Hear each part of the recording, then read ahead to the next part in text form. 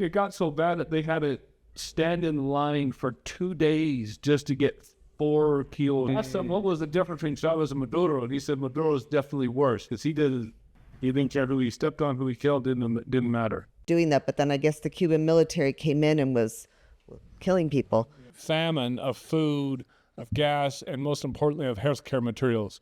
He said there's a lot of people in the hospitals that just died because there was just nothing to take care of them. Cartel Del Sol, it is the generals of the military. The military is the cartel, because the reason why they're called the Cartel Del Sol is because the military generals have a sun symbol on their uniform, on the shoulder on the uniform.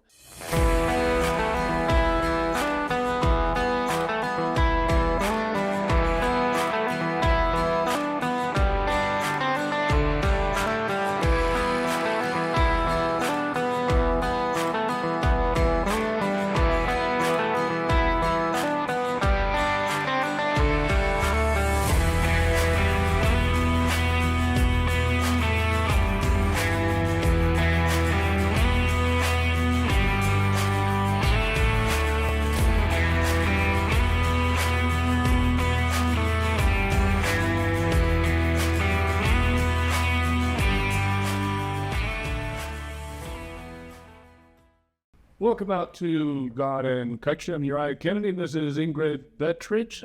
This week we've got a couple of great guests coming to us from Venezuela. And they're going to talk about what has gone on over there recently, as well as all the way in the past 20 plus years and their experiences over there. This kind of podcast is going to be unique because it's going to be done in Spanish. The guests we have on don't speak English, and so we'll be translating as we go, so be patient with the translation. Unless you understand Spanish, then you'll be good. Perfect. So you don't have to worry about it. We do have a lot of great podcasts coming up, so please like, share, and subscribe. We need your support because, again, YouTube and our other channels do not like getting us out there. We have to do a lot just to get this to you. So we need your help. We need your support to get the channel out there and make it something that is big enough where everybody's getting the information that we're providing. So let's move right into what's going on in Venezuela. As we all know, Trump took Maduro this last Saturday, just over a week ago. And there's a lot of controversy going on in our country, particularly about what's going on over there.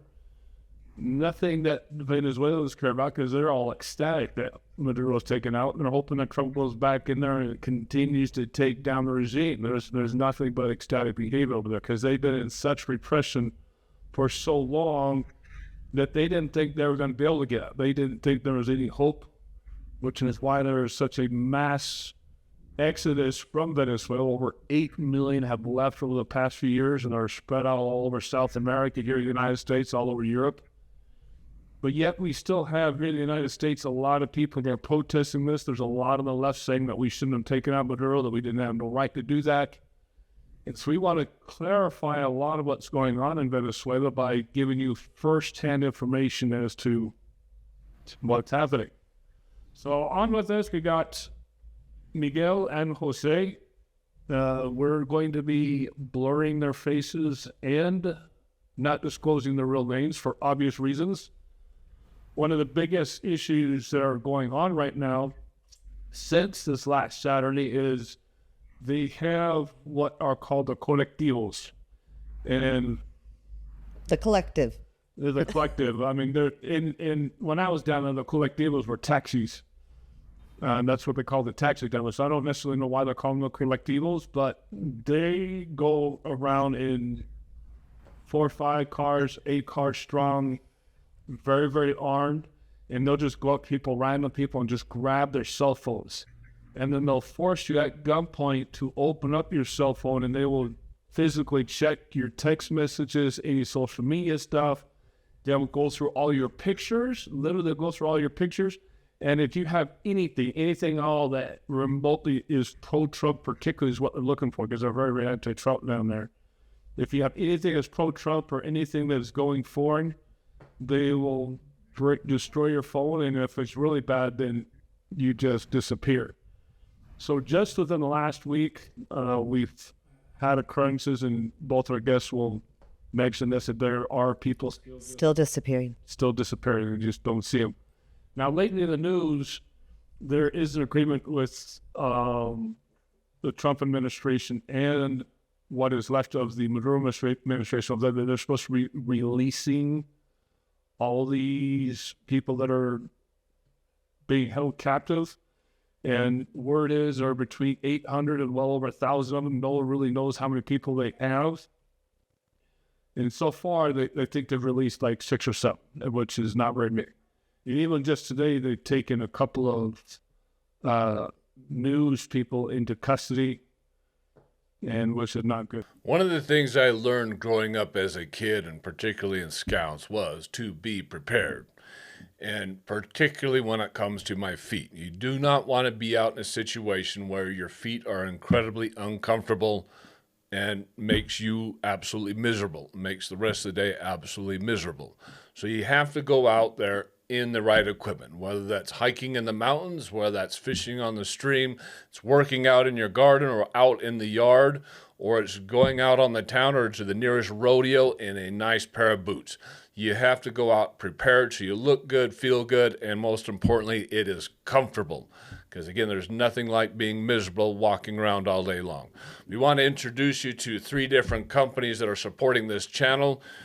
We have Durango Boots, which provides the best Western wear and boots that money can buy. So you'll have the look, the feel that you want. There's also Rocky Boots for that great mountain wear, that hiking wear, and just getting out into nature and being prepared for what you're confronting. And then there's Mucky Boots or Muck Boots, which will provide the perfect waterproofing that you need for fishing, hunting, and again, getting out in the yard and working in the mud. These are great companies that supply a great pair of boots for you for any need, for any occasion. So again, go to the link in our description or click on the QR code that's coming up on your screen for any of these great sites, whether it's Western wear, whether it's the outdoor wear and getting up into the hills and the mountains, or whether it's muck wear that you need to be able to work around the garden or go fishing or hunting and not walk around with wet feet. These are great products at great prices that will keep you perfectly comfortable all day at the same time that you're looking good.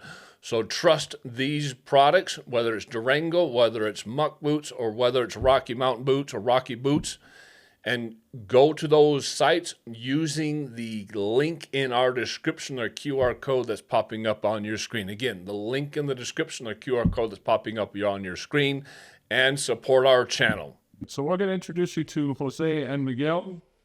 Miguel, ¿cómo estás? Bien, gracias a Dios, estamos bien. El Jose, ¿cómo le va? Muy bien, hermano. Bueno, empezamos con José. José, tú has crecido en Venezuela, tu familia está en Venezuela. Dime, Sí. danos la experiencia que tú has tenido sobre los pasados 20 más años con Chavez y ahora con Maduro, y cómo la experiencia de la economía, la experiencia experiencias que tú has visto con gente desapareciendo. Bueno, yo tengo toda mi vida prácticamente en Venezuela. Yo crecí en una ciudad al oriente del país y toda mi vida la desarrollé ahí. Luego, posteriormente, pude estar en varias partes de Venezuela, sí, por trabajo tuve que mudarme. Entonces, parte de oraciones tiene que pasar para que pueda traducir. So he's saying that he's been born and raised in Venezuela, and that's just where he is. He's a couple of hours outside of Caracas, and that's all he's known. So go ahead. Ok. Sí, pude vivir la transición de lo que ellos llamaron los gobiernos de la Cuarta República hasta que Chávez inició en el poder. So he lives through the transition from Chavez to Maduro. called the what was it? ¿Cómo se llamaba la transición? Ellos lo llamaron la Cuarta República. They called it the Fourth Republic for some reason, with the transition from Chavez to Maduro. That was far from a republic. Yeah. Ya. Ellos, cuando Chávez toma el poder, te voy a ser sincero. When Chavez took power, he's going to tell us sincerely what he's thinking. Su proyecto mostraba una proyección de desarrollo para Venezuela. So he was projecting that there's going to be some huge economic development in Venezuela.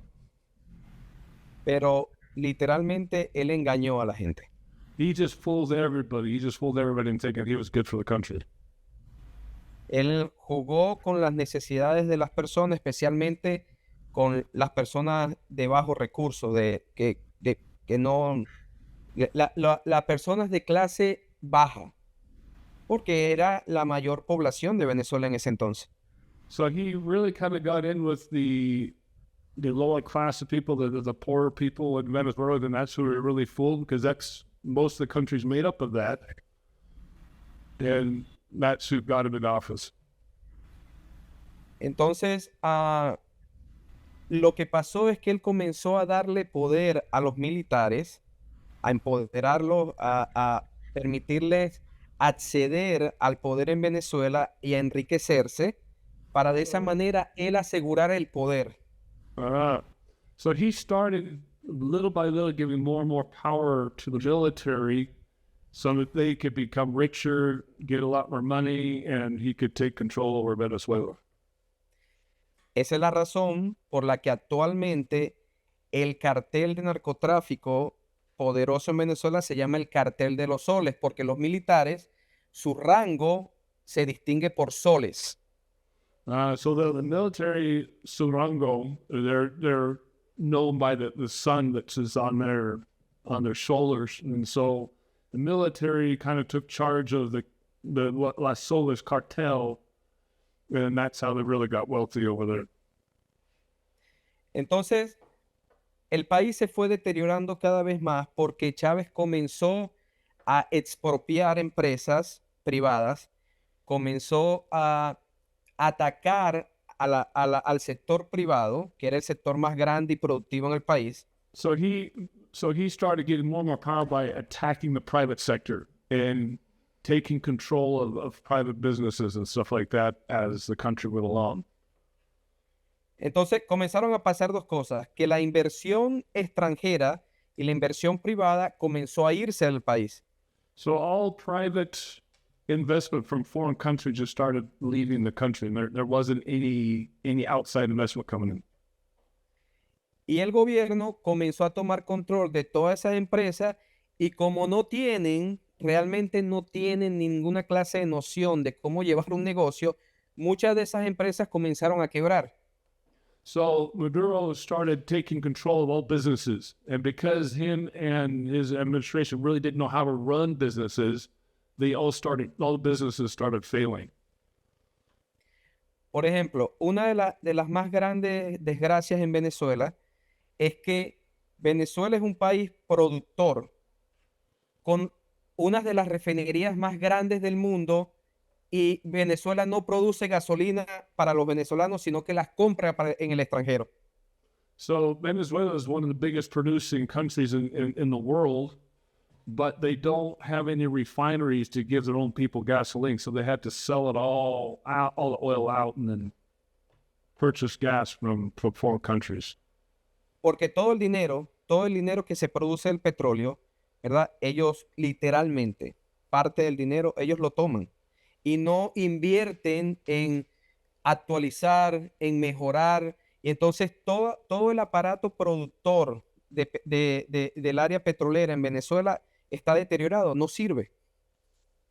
So all the money, he said 100% of all the money that was produced by oil sales, the Maduro regime just took it. He said none of the money went to the people, none of the money went to improve anything. They couldn't improve the economy, they just took it. And so things just started getting worse. Entonces ellos comenzaron a dar entrada al país porque comenzaron a endeudarse y dar entrada al país a los chinos, a los rusos, a los iraníes, y todos estos países, todos estos regímenes comenzaron a apoderarse de todos los recursos de Venezuela. So, because the economy of Venezuela started dropping so fast because all the businesses were failing because Maduro was taking over the businesses, Maduro started letting in China and Russia and all these others because he needed something to get the economy going. And then that's... ¿Qué pasó después que entró Rusia y China? Que todo el petróleo y toda la producción de petróleo, que es la riqueza más grande que tiene Venezuela, se lo comenzaron a llevar estos países. Y el pueblo comenzó a sufrir porque no había plata. O sea, Venezuela estaba quebrada, no había plata, porque o el gobierno se la robaba o estos países aliados, supuestamente aliados, incluyendo Cuba, se llevaban la producción de petróleo para...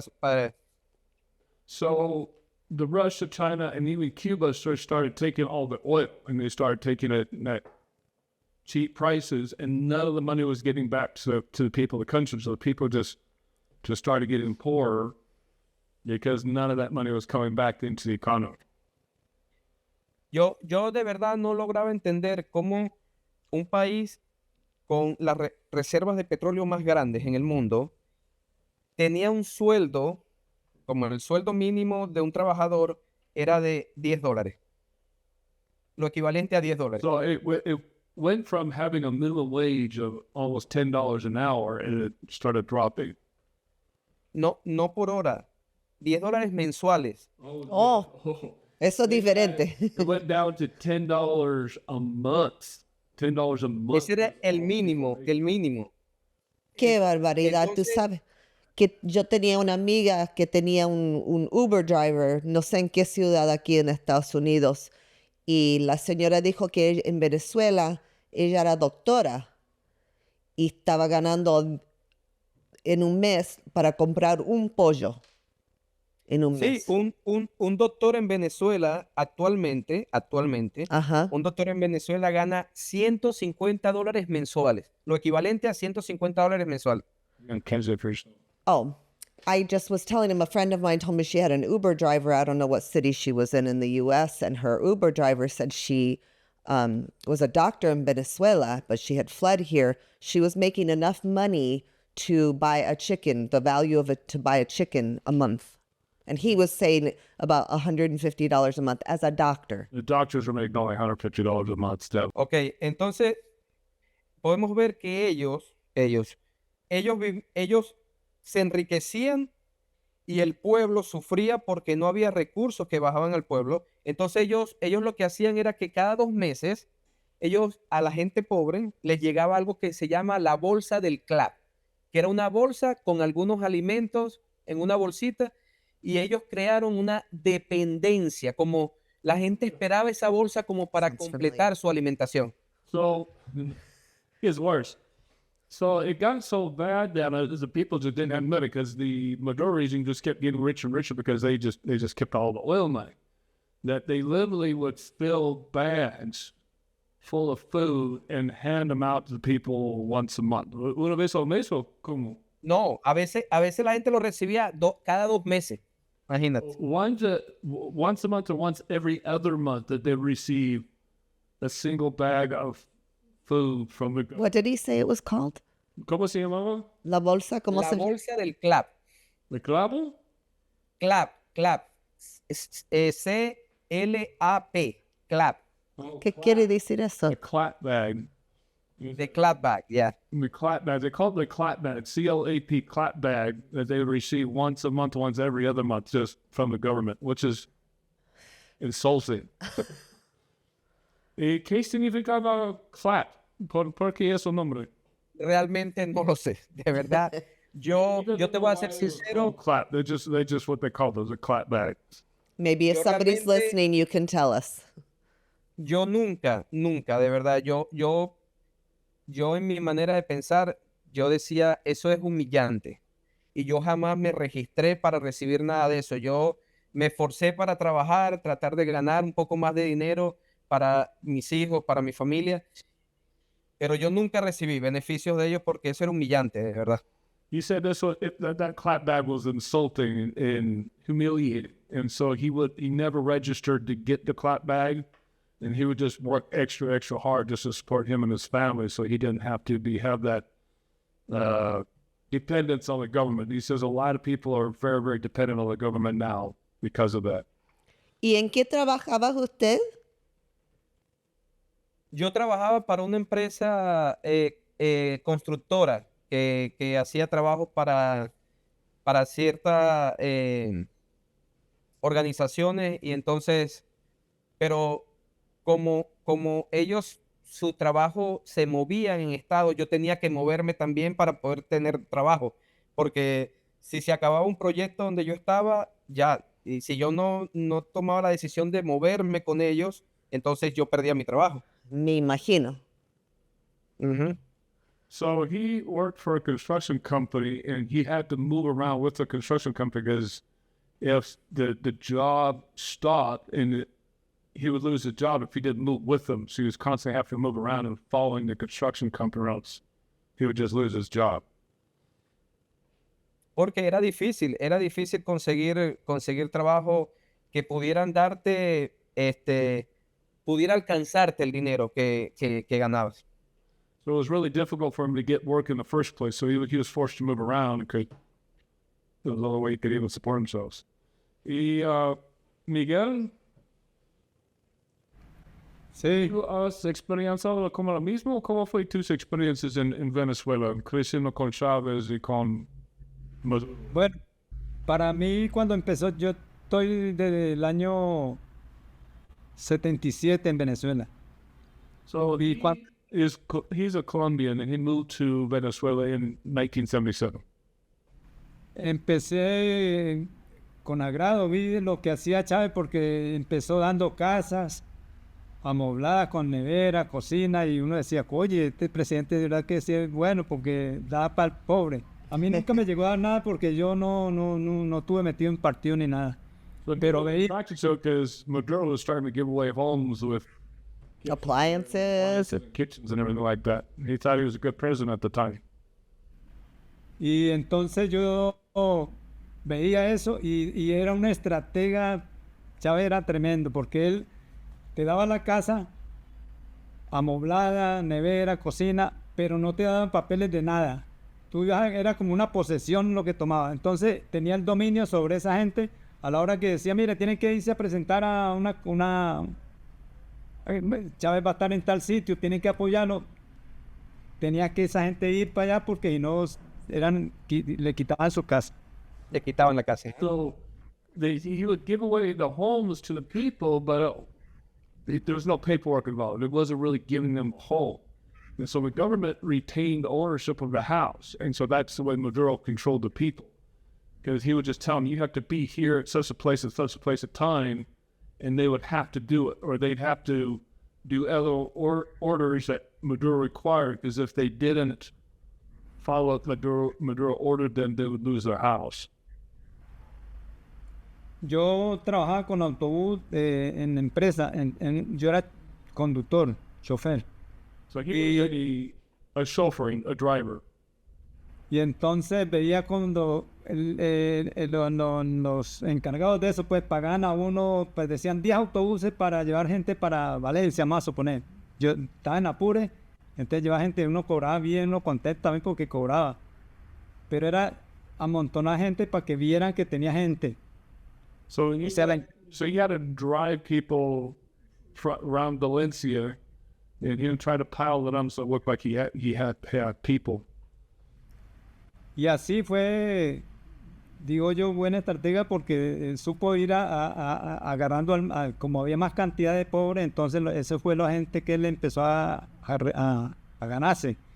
Porque yo tengo la suegra que ella cuando veía que había algo en contra del gobierno, decía, ay, no, pierdo la bolsa la bolsa de comida.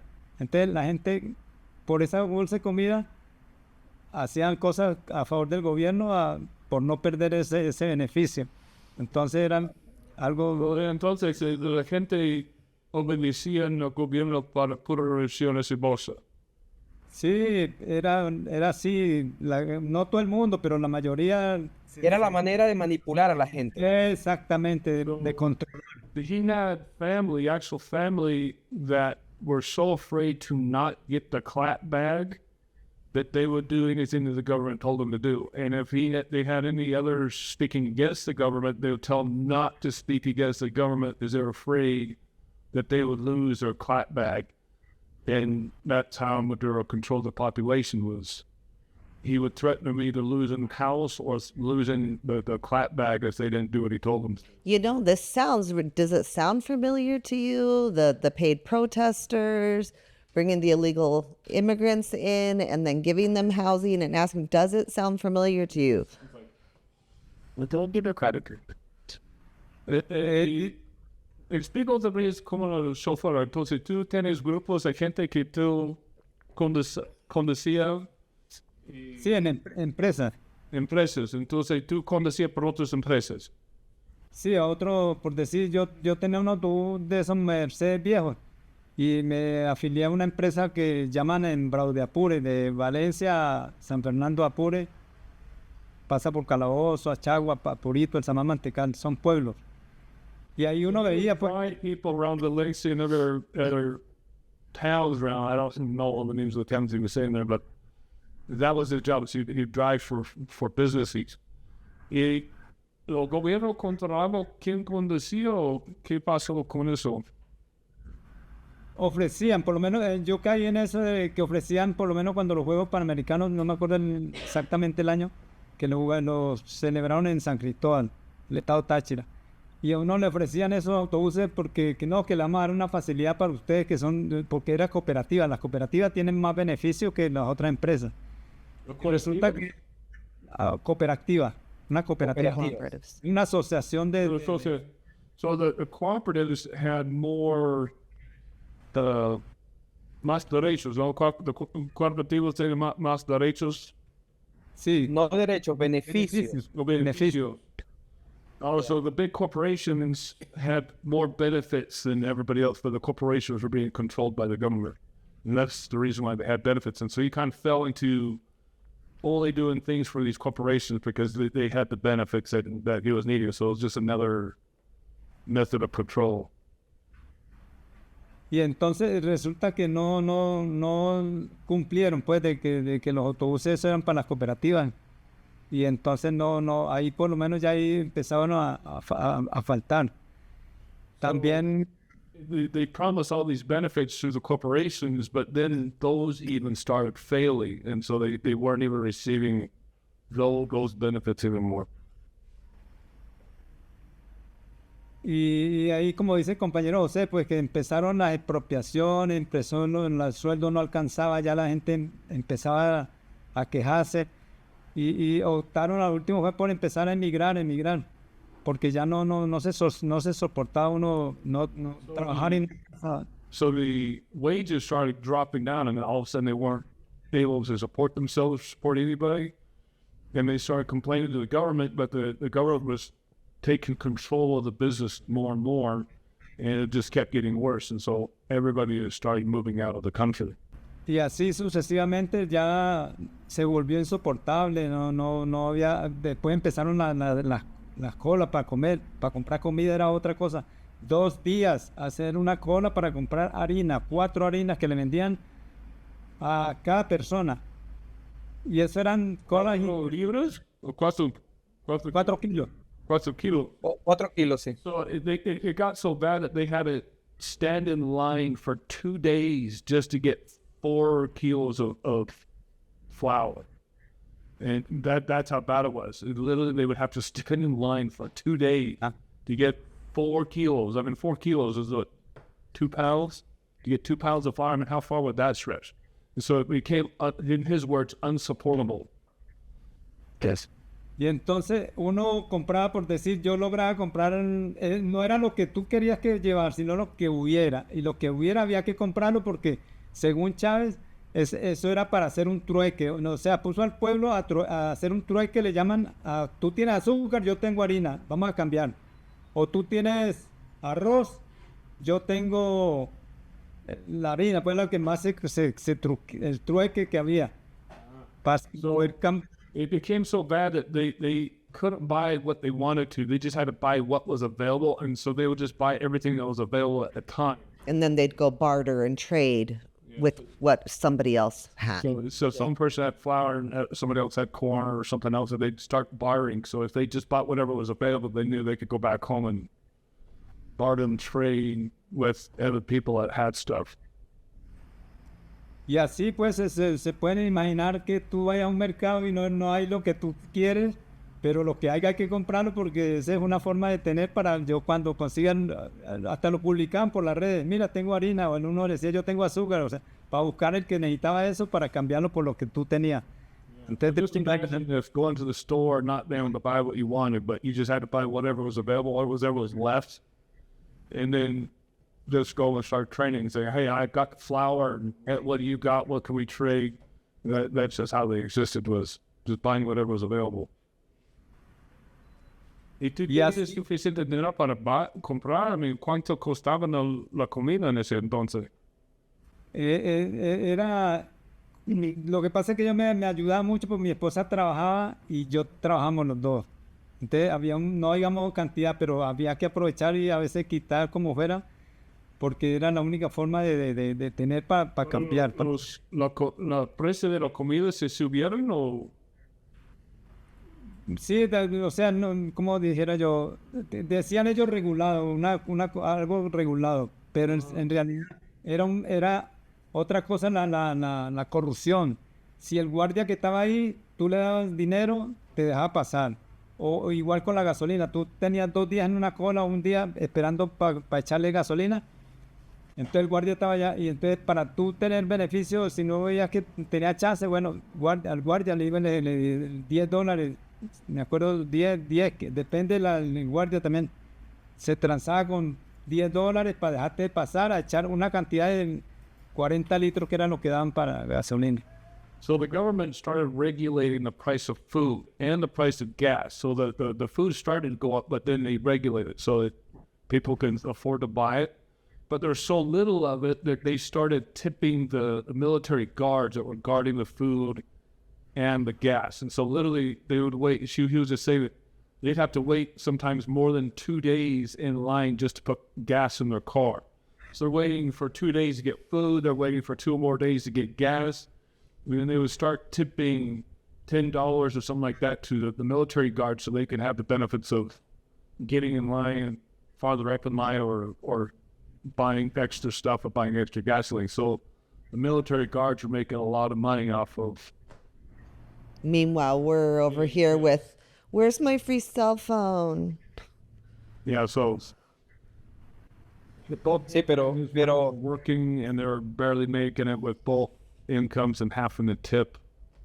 These guards just give food and gas. Y así sucesivamente hasta la medicina, la persona por lo menos tuvo como obligado a emigrar porque no tenía la medicina, no se conseguía la medicina.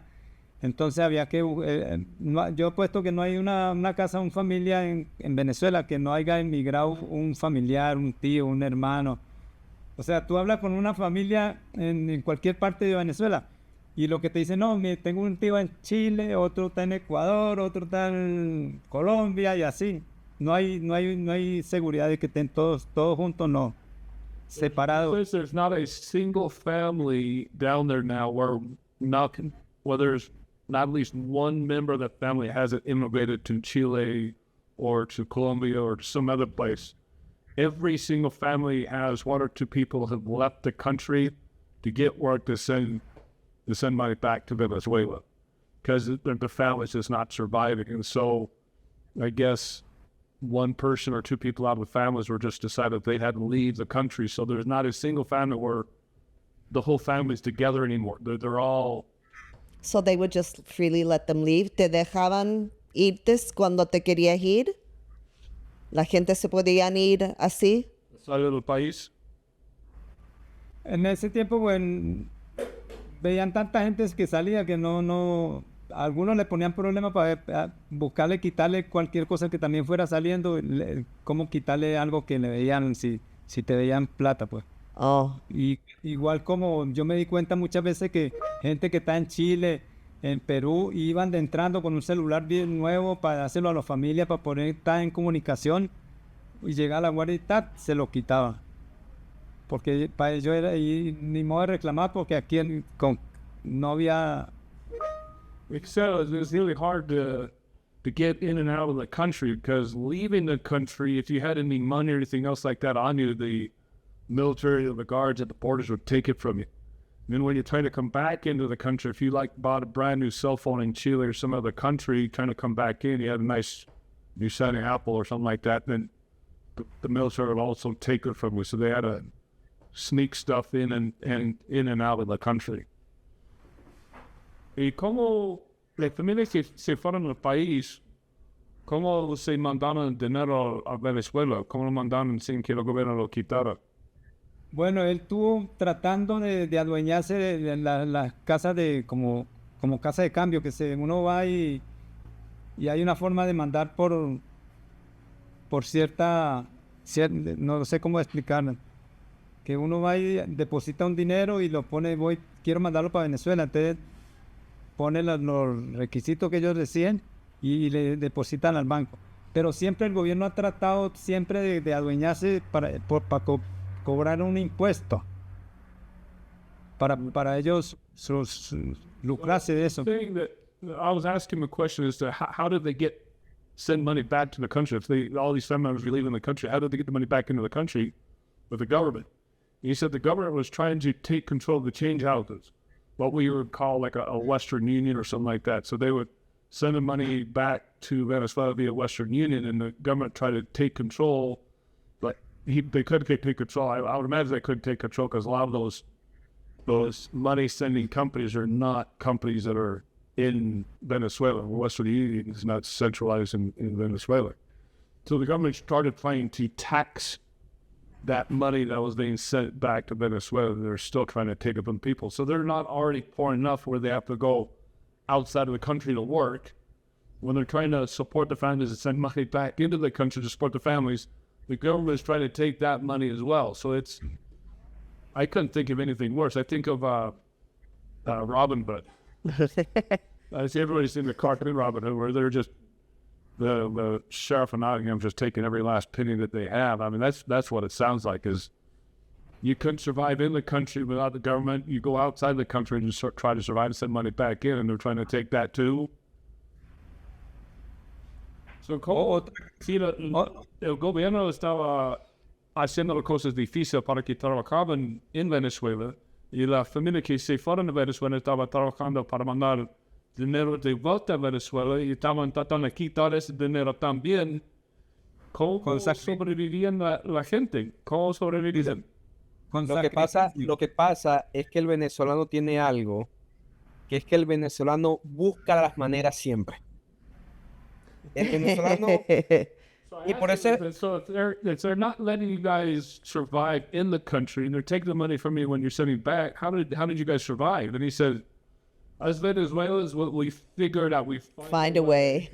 We find a way. Sí, y una de las cosas que el venezolano hace es que hay muchas empresas que aún están en Venezuela, hay muchas personas que aún que eran de la clase alta y tienen negocios, y ellos tienen cuentas bancarias fuera de Venezuela, entonces ellos reciben el dinero en sus cuentas afuera y ellos le dan bolívares al familiar de esa persona. Entonces hacen ese tipo de cambio, es un tipo de cambio informal, ilegal, podríamos decir, pero es la única manera de que el dinero pueda llegarle a la familia de uno allá en Venezuela, sin que el gobierno tome parte del dinero.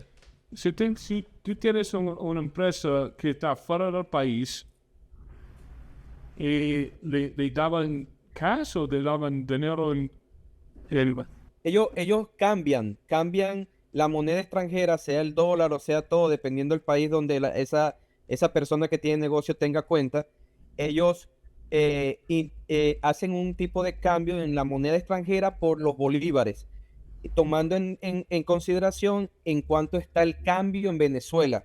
Y a veces esas personas lo pagan mucho más alto de lo que está el cambio oficial, para de alguna manera ayudar, ¿me entiendes? O sea, y ellos poder obtener, por ejemplo, en este caso, dólares. Fuera del país y después lo depositaron en tu banco. Sí, sí, lo depositan en el banco de la persona en Venezuela. El gobierno no trataba de hacer algo con tu... Oh, sí, el gobierno siempre ha tratado, pero es difícil manejar, o para el gobierno es difícil controlar afuera el dinero que entra afuera. Tratando de controlar los bancos en Venezuela. En Venezuela, oh, sí. Sí, pero they were depositing in foreign accounts Yeah. so that they couldn't touch So it. they would go, the Venezuelans would go and create foreign bank accounts in other countries. And then the people would make money in these other countries, and there was businesses that would pop up that would change the money. So if you're making money in Chile or making money in the United States or something like that, you had to get it changed to the Bolivar, which is the Venezuelan currency.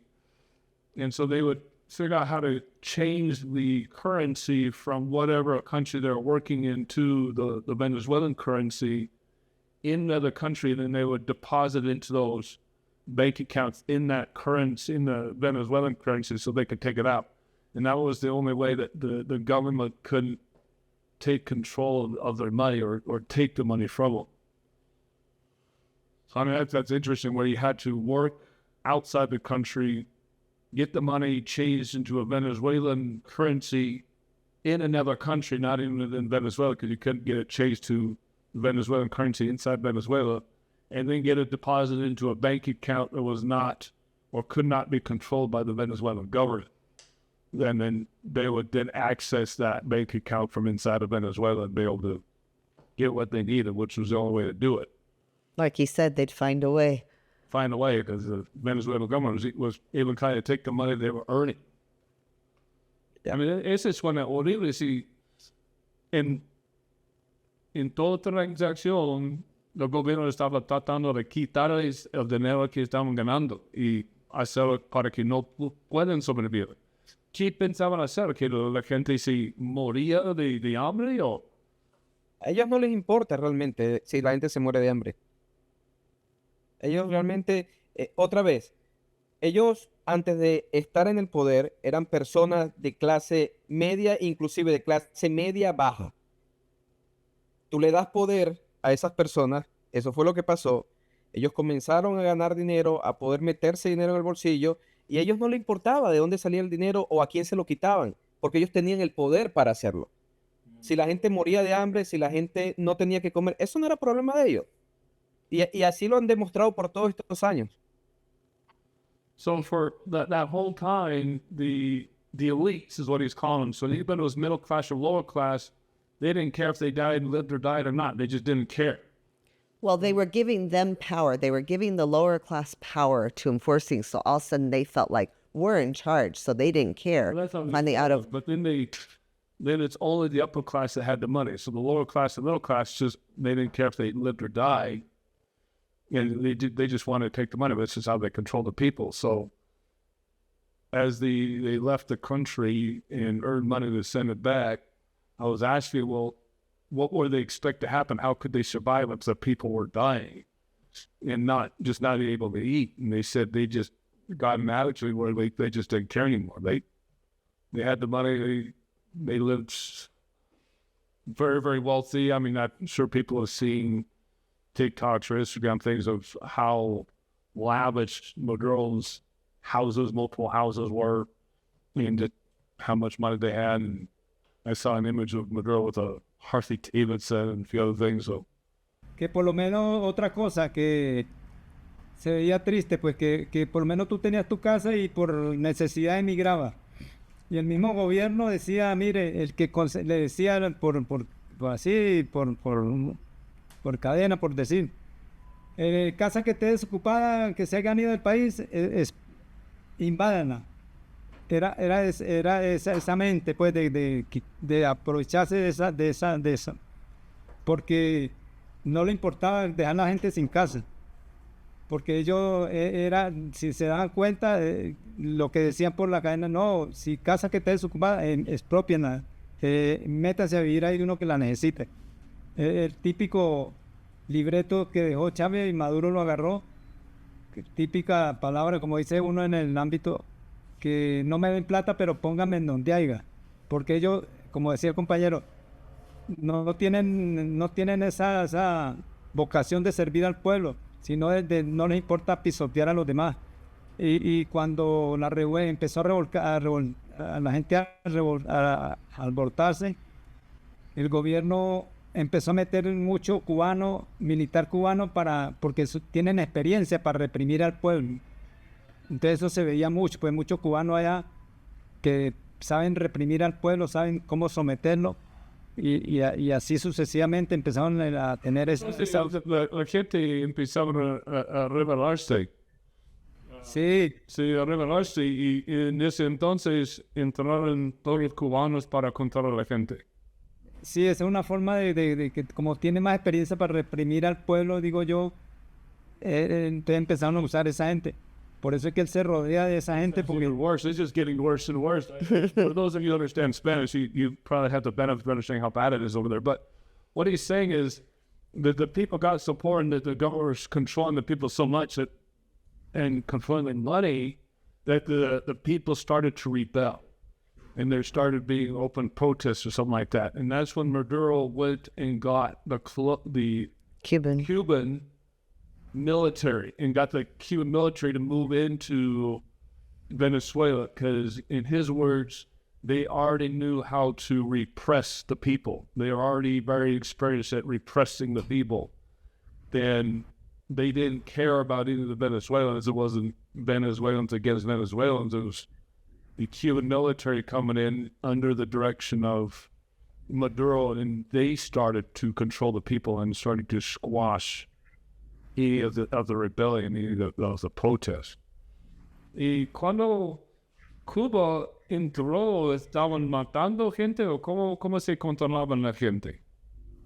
mataban por lo menos una revuelta de la gente que quería ir a reclamar, y al matar, digo yo, por medida poquita, 4 o 5, la gente, uno se cohibía de seguir para adelante. Entonces ya ahí empezaron a reprimir el pueblo. ¿Y en más o menos qué año pasaba eso? Eso no me acuerdo bien exactamente, pero eso fue ya cuando ya empezó a agarrar Maduro, empezó a meter muchos cubanos y a hacer pactos, a hacer cosas de mando. So as soon as Maduro got into power and started causing this problem, he got Cuba in there. So it's been happening because Maduro got in there, 20 years ago? Uh-huh. So the Cubans have been in there controlling the people for the last 20 years. He said when the people would get up and start protesting, then the Cubans would shoot and kill 4 or 5 of them, and then the rest of the people would scatter, would stop protesting. And that's how they learned to control the people, is all they had to do was go over there and kill Kill a few. Mm-hmm. and then the protests would stop. So yeah, that's evil. If you're just going out there and just, okay, let's get a couple examples, shoot a couple of them, and let's get rid of this protest. See, in their protesting, they weren't running over government agents. They were just speaking, just rebelling, and they would get shot. So, a little bit of a contrast there. ¿Y tú has visto esos protestas o alguno de eso que estaban disparando? ¿Lo has visto en persona? No, por conocidos del barrio que por lo menos salían a reclamar y salían golpeados, o algunos decían, mira, mataron a Julano, mataron al otro. Entonces ya la mayoría se cohibía, pues ya. ¿Y tú tenías amigos o familia que fueron matados o...? No, gracias a Dios, por la familia mía salieron mucho, y gracias a eso pues pudimos subsistir, porque ya inyectaban dinero del extranjero, pues llegaba lo que llaman la remesa familiares de los familiares, y con eso subsistía uno. Pero ya empezó todo a ponerse caro y a estar insoportable. Ya no muchas. Yo tengo conocidos que yo le hacía transporte. Una enfermera te trabajaba un mes y conocida, y me decía, mira, con este mes de trabajo yo como 3, 4 días lo que como al mes. La persona lo hacía por la vocación. Porque so he didn't see anybody die in person, because his family was outside of Caracas, and he's from Colombia and lived in Venezuela, and his wife's Venezuelan, his kids are Venezuelan.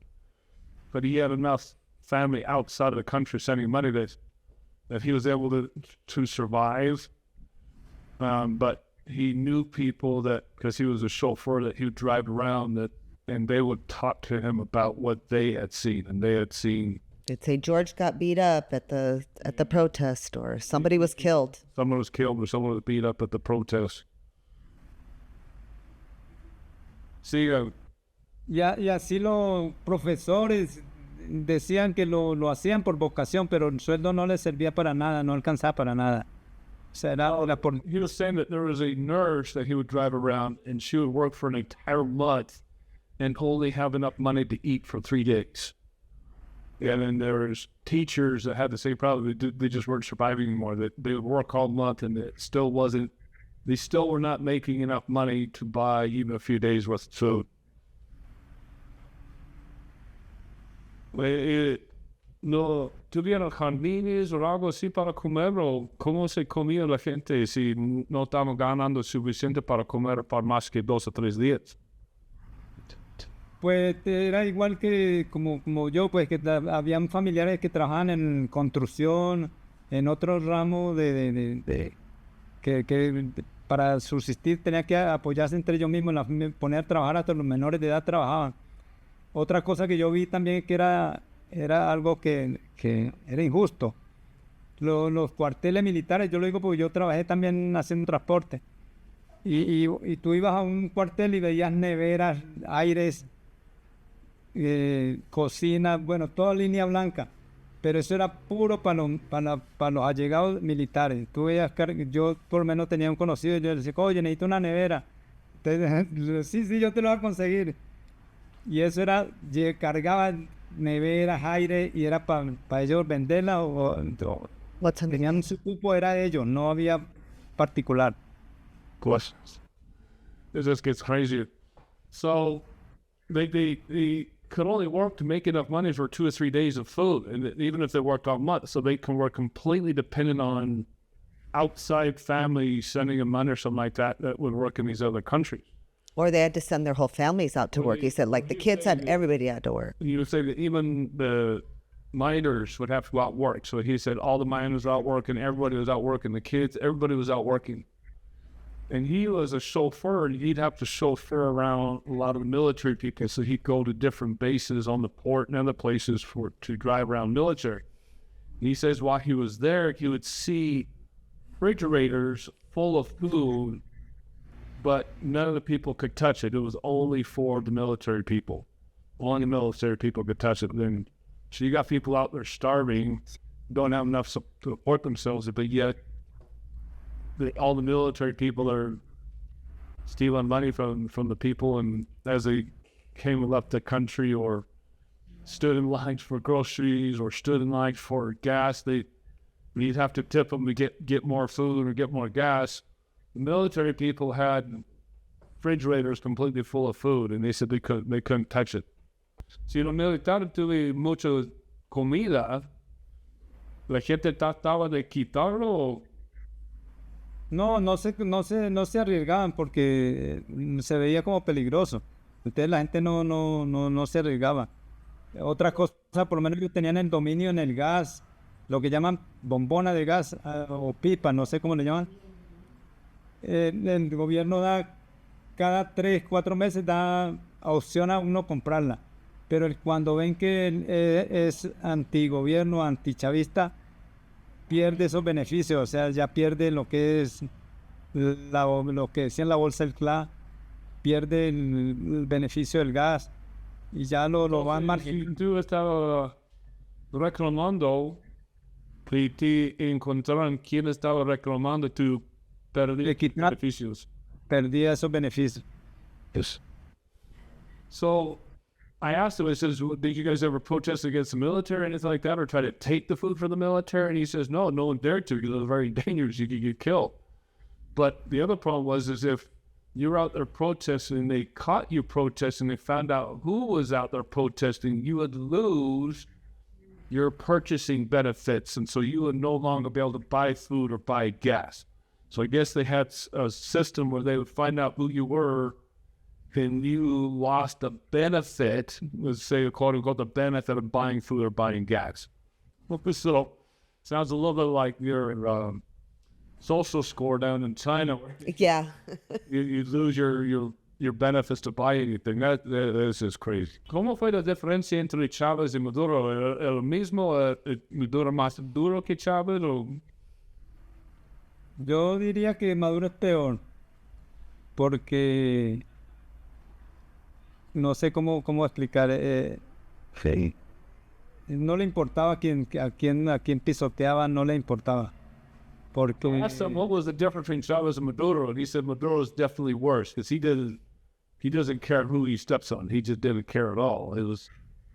He didn't care who he stepped on, who he killed, didn't matter.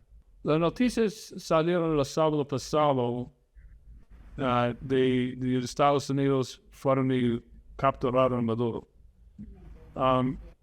¿Qué estaba pensando tú con esa noticia se salió? bueno, más de uno que uno escuchaba, más de uno quería que Estados Unidos interviniera hace tiempo que quería. Se comentaba entre los allegados, pero gente seria, de que cuándo va a meterse Estados Unidos a llevarse a Maduro, porque era lo que se quería, porque era algo que la gente quería que pasara, porque ya no soportaban la situación. So for many years, they wanted the United States to intervene. They said they've been begging for years and hoping and praying that the United States would intervene because they knew that was the only thing that was going to fix the problem. So, I mean, we have all these protesters out in the street saying, oh, put Maduro back, put Maduro direct. I mean, you serious? You just heard of what he was doing to his people. You want to put him back into power? I just did a video a couple of days ago that you guys should be ashamed of yourselves out there protesting and saying, we didn't do the right thing by taking Maduro out there. I mean, we get a lot of complaints in our comment section that we shouldn't be the world police, and we're not the world police. Well, there's obviously humanitarian reasons why Maduro should not have been in power. He wasn't a illegitimate president, so he was not. There was a warrant for his arrest. All we did was exercise a warrant. Yeah, but he wasn't an elected president. I mean, They handed it over to him, yeah. And he took control. So he wasn't the president. He wasn't the president. That's people say that we took him out of power. He wasn't the president. They elected somebody else, and he just took control. So that's first and foremost. The second thing is Trump was not acting as a world police because we had our own reasons as the United States to get in there. And he just was talking about that. I mean, we have Russia, China, all in there taking all this oil. I mean, that's been in there for 20 years. That Russia and China was in there, and Cuba was in there controlling everything and controlling the people.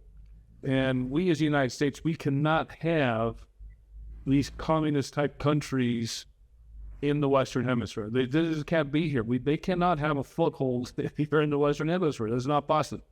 I mean, look what happened in Cuba during President Kennedy when we had that issue where Russia tried to put missiles in Cuba, and we had the Cuban Missile Crisis.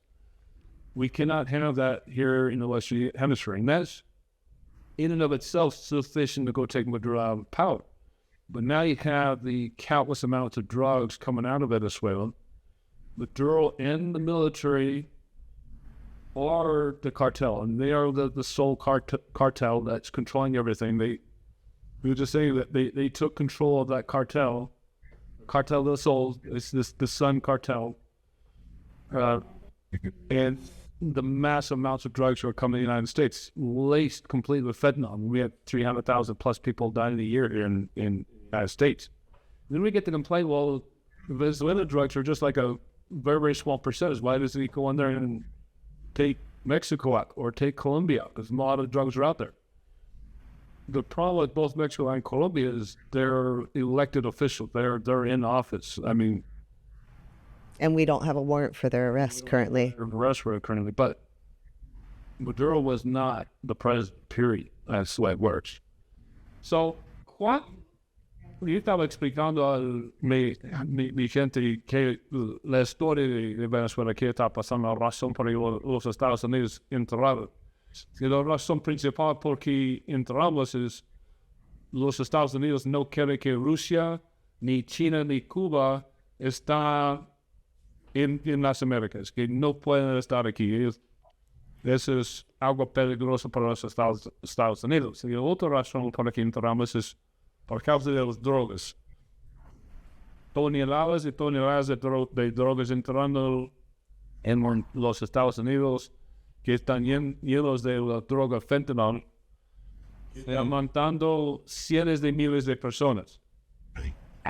Entonces nosotros tuvimos una razón para entrar y sacar a Maduro. La razón que no tenemos con Colombia para sacar Petro o con México para sacar a la presidenta que está allá. El otro problema es que Maduro perdió la elección. No era un presidente. No lo eligieron, no fue elegido. Un presidente legítimo. No. Sí, pero en Colombia ustedes eligieron a Petro. Entonces, si en este junio, cuando va a estar elecciones otra vez, si escogen a otro para ser presidente y Petro no se baja, ahí Trump puede entrar y sacar a Petro para que la gente escogiera otro y él ya no es presidente. Pero si escogen a Petro otra vez, el presidente Trump no puede hacer nada. En lo mismo en México, ya sabemos que Petro y el presidente de México están completamente controlados por los carteles. ¿Qué es tu experiencia? ¿Qué has escuchado en cuanto a los carteles, en cuanto a de las drogas en Venezuela o en Colombia con Petro? One of the things I learned growing up as a kid, and particularly in Scouts, was to be prepared.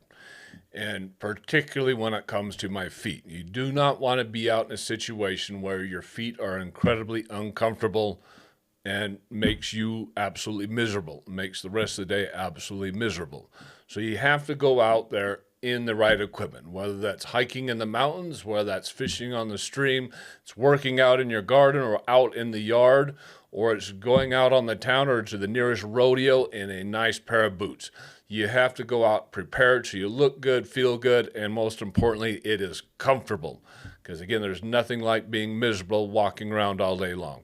We want to introduce you to 3 different companies that are supporting this channel. We have Durango Boots, which provides the best Western wear and boots that money can buy. So you'll have the look, the feel that you want. There's also Rocky Boots for that great mountain wear, that hiking wear, and just getting out into nature and being prepared for what you're confronting. And then there's Mucky Boots or Muck Boots, which will provide the perfect waterproofing that you need for fishing, hunting, and again, getting out in the yard and working in the mud. These are great companies that supply a great pair of boots for you for any need, for any occasion. So again, go to the link in our description or click on the QR code that's coming up on your screen for any of these great sites, whether it's Western wear, whether it's the outdoor wear and getting up into the hills and the mountains, or whether it's muck wear that you need to be able to work around the garden or go fishing or hunting and not walk around with wet feet. These are great products at great prices that will keep you perfectly comfortable all day at the same time that you're looking good. So trust these products, whether it's Durango, whether it's Muck Boots, or whether it's Rocky Mountain Boots or Rocky Boots, and go to those sites using the link in our description or QR code that's popping up on your screen. Again, the link in the description or QR code that's popping up on your screen, and support our channel. Con Petro, bueno, ahí lo que se escucha también es la guerrilla, que se metió mucho, le dieron cabida, Maduro le dio mucho espacio allá, y ellos caminan como por el patio de su casa, pasan para la frontera, pasan para Venezuela, y ya se han atrincherado allá, y entonces hacen lo que quieren ahí, porque me he dado cuenta, o sea, salen noticias que logra uno enterarse, tiene su aeropuerto, haciendas expropiadas, que tenían aeropuerto, la parte del llano, y ahí aterrizan los aviones de la guerrilla, el narcotráfico. O sea, tenían ese control. So the Venezuelan Maduro and others controlled all the ports and all the airports as well as the boat ports. So they controlled everything. So they'd have the cartels would have planes landing and lots of planes coming in, as well as boats coming at the port, and they could do whatever they wanted. They could go wherever they wanted to because they were the cartel. The government just let them do whatever they wanted to do. Y la gente allá, había un problema con drogas entre la gente que lo usaron mucho allá, o solamente Se escucharon, para extranjero. más que todo se escuchaba que agarraban cargamentos, aparentemente agarraban, pero no, bueno, siempre hay los barrios bajos que también mucho vicioso, pero la mayoría la buscaban era llevarla para el norte porque allá la pagaban bien, había más beneficio. So the Venezuelan people didn't use a lot of the drugs and so the drug cartels wanted to sell it to their own people because they would make more money by shipping it out. So there wasn't even really a major drug problem in Venezuela. They said a lot of the poor people you see drug dependence, but all the other drugs are in foreign because that's where they were making the money. Volvemos al momento que sacaron al Maduro.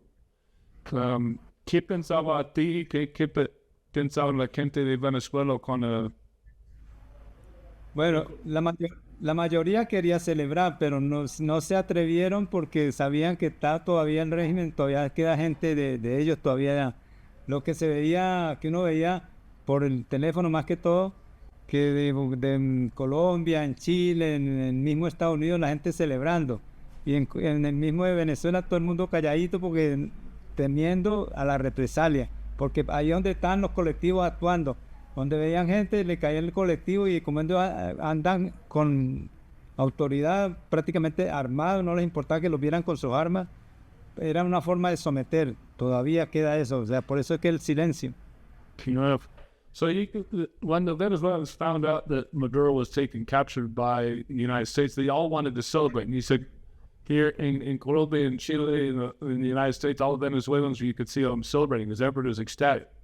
He says him and his family in Venezuela, they wanted to go out and celebrate. He says everybody in Venezuela wants to go out and celebrate, but everybody's afraid to because those colectivos, the military, Maduro military, were still out in the streets armed, and they'd go around. He said they were specifically going around and trying to find people that were celebrating. They were just taken captive or they would just disappear. So a lot of the Venezuelans, or all the Venezuelans, want to celebrate, but they can't. And even our own comment section, I'm seeing on the news as well, people are like, well, I don't see anybody celebrating. I don't see anybody celebrating. I saw lots of films of people out in the streets. In Venezuela. Yeah, but celebrating.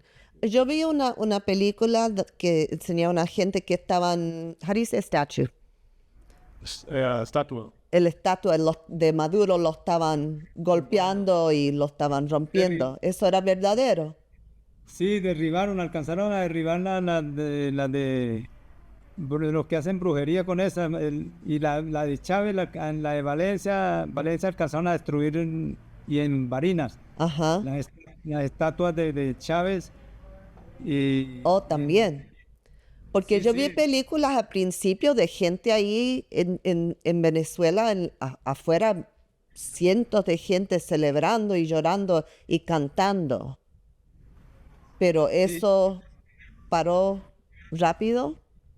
Sí, por eso fue la protesta cuando, no me acuerdo bien exactamente la fecha, pero eso fue cuando se creía que la protesta iba a tumbar a Maduro y no se dio. Porque ahí fue donde entraron los cubanos que saben cómo someter al pueblo y tomaron posesión y empezaron a matar. Al matar a la gente, los que van al frente, los demás se cohíben. Entonces, por eso es que ahorita no habla nadie, todo el mundo callado esperando. So I told him I saw lots of video initially of people in the streets in Venezuela celebrating and taking down Maduro's statue. And it was Chavez's statue. And so I was asking, was that real? And he says, yeah. And in the beginning they were doing that, but then I guess the Cuban military came in and was killing people. So Cuban military came in and started killing people, so nobody daring to go out anymore. because I mean, obviously I'm more connected with the Latin American community on my social media than maybe some of you uneducated liberals, but they were coming like nobody's celebrating. I thought, what are you talking about? I'm seeing people send me all kinds of videos of people celebrating.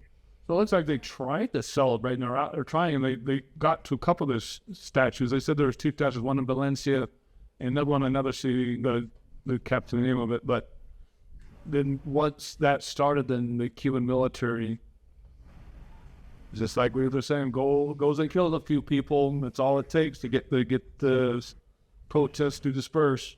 ¿Cómo está tu familia ahora? ¿Están seguros? Y No, prácticamente está mi esposa sola. Los hijos míos, Tampa, se fueron hacia Colombia porque no aguantan la situación y prácticamente estamos los viejos allá para no dejar las casas solas, más que todo porque las expropian, las invaden. Entonces uno tratando de subsistir y más que todo con la remesa familiar que mandan, que es la que sostiene, ayuda mucho. entonces tu familia está tratando de salir de Venezuela ahora, o ya salieron. No, todavía estamos allá, pero subsistimos es por eso, pues por las remesas familiares, que mucho familiar manda plata y entonces ahí se aguanta un poco la situación tan fuerte que está. ¿Y tu familia ha tratado de salir de Venezuela o quieren quedarse allá? Pero ahorita por lo menos tenemos la confianza y la fe que el Señor ha hablado que Venezuela va a ser mejor que como antes. Yeah, eso no es esperanza. Eso es la esperanza. So he's saying that his families, they're all still in Venezuela. I was saying, are you guys trying to leave Venezuela to get over to Colombia or something like that? You try to get out? And he says, well, we were originally thinking of getting out, but now there's hope that there's going to be better, that they're just going to stay. I'm seeing that a lot of other places too, that people they're hoping that things get better, that Trump actually gets there and takes out the entire regime and gets rid of everything so that it can become better. I mean, people are willing to live through the Cuban killings and not being able to protest right now and all the lines just because Maduro's been taken out, and there's just a little small little hope that they can make things better.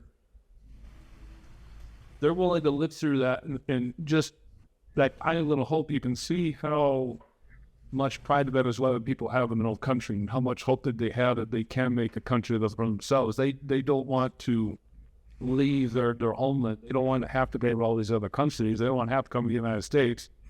And I've seen a lot of people on social media saying, hey, I want to go back. I want to go help back and rebuild.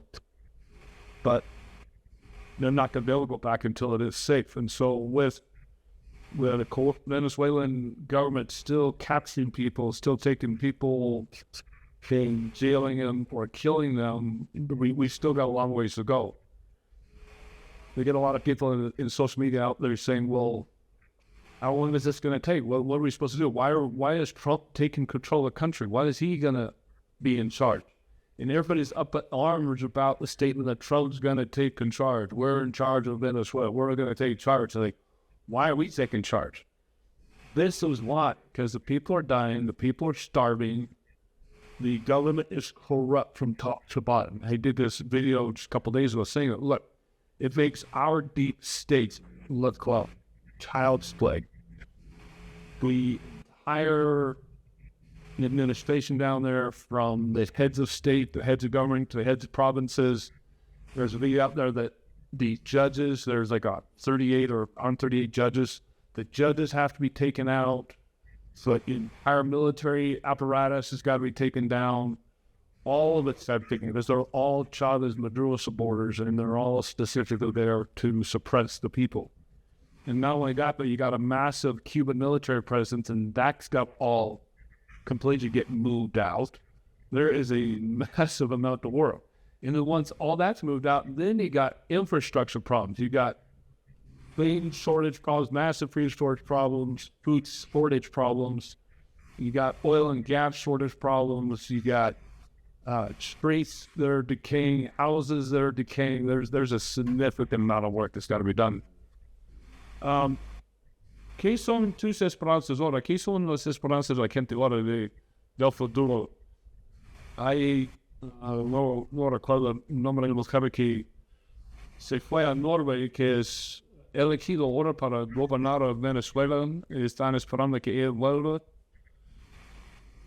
¿Tienes otra elección para escoger otro? ¿Qué son las esperanzas de Venezuela, piensan? Yo pienso que Trump debería tener dominio hasta que se aclare y nuevas elecciones, porque lo que pasó con Guaidó, que ahora después que era el escogido y no, ese no salió para adelante. Entonces la gente, uno que habla con la gente, yo pertenezco a una iglesia cristiana, ahí por lo menos la gente se aboca a ayudar. Y uno va a un hospital y lleva, por decir, arepas que son rellenas de salado de carne. Porque se da lástima ver un hospital, los familiares vienen de otras partes lejanas que no pueden ir a comer porque no tienen para el pasaje. Entonces uno, ayudando a esa gente, lleva arepa, un jugo y oye la necesidad de que tan deseosos y esperanzados en el presidente de Estados Unidos, porque es la única esperanza, pues, de que se meta alguien a ayudar, porque de resto no veo de otra forma. So he's saying that I was asking him if the woman, I forget her name off the top of my head, that was elected president, if they're hoping that she can come back into power or something else, or they want new elections. What do the Venezuelan people want specifically? A lot of people are like, well, why don't you just put her back in power? Like he's saying, because she was elected and because nothing happened, that she wasn't able to do anything, the people have lost confidence. And so he specifically says, we want a new election.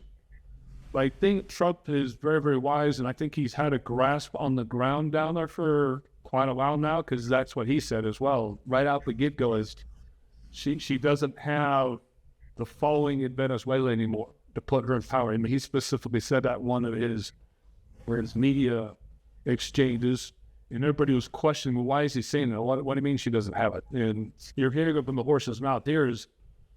From Venezuela, they just don't have the confidence in her right now. They want new elections. We said he was a member or part of a Christian church down there, and they're even trying to gather just food just to help some of the people. And even amongst the people there, they're all saying that the only way to move forward, the only way they think of this team will survive is by having, in his words, outside intervention. And he says, if without outside intervention, he said, nothing's going to happen. The lady who's been elected is not powerful enough to come in and do anything. He said, nothing will change unless there's significant outside intervention. And they know what they're doing. They've had intel in there for way before months. And they have intel infiltrated in the government. There are people who handed over for a price, handed over Maduro. So they know what they're doing. They're not going to tell us what they're doing before they do it, but I trust that they have a plan to help these people. Yeah, entonces lo que está pasando la gente, si la gente local, la gente que han sido elegidos ahí, no tienen suficiente poder para hacer algo, no tienen el poder para sacar la gente del gobierno que está ahí controlando todo, no tienen el poder para sacar a Cuba. Entonces necesitan intervención de afuera. Sí, Estoy escuchando que piensan la gente ahí. Sí, la gente quiere eso, por eso es que se quería de que el presidente Trump se metiera, que ayudara, porque por lo menos la iglesia, lo que pasa es que Venezuela es un país que no es de gente de guerra, es difícil. Y lo que ha pedido el Señor en la iglesia es cadenas de oraciones, doblar rodillas, porque el Señor dice, clama a mí y yo responderé de los cielos. Entonces la gente está más que todo clamando al Señor, que Él haga la obra y use al que tenga que usar. Bien sea, la esperanza que siempre se ha tenido de que es por medio del presidente de Estados Unidos. Sí, mucho mejor tener fe en el Señor que en el humano. Exactamente. No piensen que ellos pueden hacer revolución y pelear contra los gobiernos. No es cierto. Es más fácil que doblen rodillas, porque de las iglesias que yo conozco ahorita están haciendo matutino para hacer las 4 o 5 de la mañana, hacer matutino hasta las 7 antes de ir a trabajar, orando, clamando, siempre en el Señor. Qué bonito. That's beautiful. So what he's saying there is they go to church at 4 or 5 o'clock in the morning, and then they just sit down on the knees, the entire church people, and they just pray. They're praying to God. He's literally saying to God that something will happen. And he says they're specifically asking for Trump to come in. He said they're just not fighters. He says we're not a war people, is what he said, and we can't have a revolution to get us to go. We don't have the ability to do that. We don't have the know-how. We just can't do that. He said, so the only thing we are doing is praying to God every day on our knees, crying that Trump will do something. I mean, those were his specific words, that he's praying every single day that for the United States will come and intervene. And that God will help. God will help them take Maduro and everybody that has to do with him out of power, because he says that's the only way that they're going to have change down. It's the only way this is going to work, because they don't have the ability to have an uprising. They don't have the ability to have a revolutionary movement like we did to throw or to kick their government out. They just don't have it. He said it's much easier, his specific words is, it's much easier to get on your knees and pray than to get out there and essentially die, I guess. Había un edificio allá que es medio redondo, que dicen que la gente que fueron capturados lo pusieron allí, y ahí había mucho Tortura. tortura. El helicoide, se llama el helicoide. El helicoide, eso, el helicoide, donde había mucha tortura, que estaban sacando uñas, Ay, Sí, ahí en los genitales. Mi esposa está poniendo. corriente. Eso es horrible. La gente que ha logrado sobrevivir cuentan, y eso es horrible, la tortura. ¿Y qué has escuchado de ese edificio? ¿Qué tortura que has escuchado que ha pasado ahí?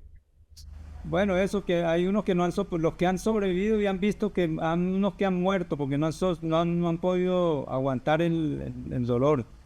Y los que han logrado escapar, que hubo uno de la parte del llano de un hacendado que logró escapar y como pudo, creo que está en Estados Unidos ahorita. Él contaba de que torturaban tanto con corriente en las partes, los genitales del hombre, por lo menos, corriente, y le jalaban las uñas con el alicate, jalando, arrancando prácticamente, y así todo era la bolsa, lo que llaman chuspa, bolsa plástica, trancándole la respiración, metiéndolo en el agua. Horrible, eso se escucha que eso es lo peor que ha habido, genocidio, como la peor tortura que puede haber. ¿y eso está pasando ahora o se pasó?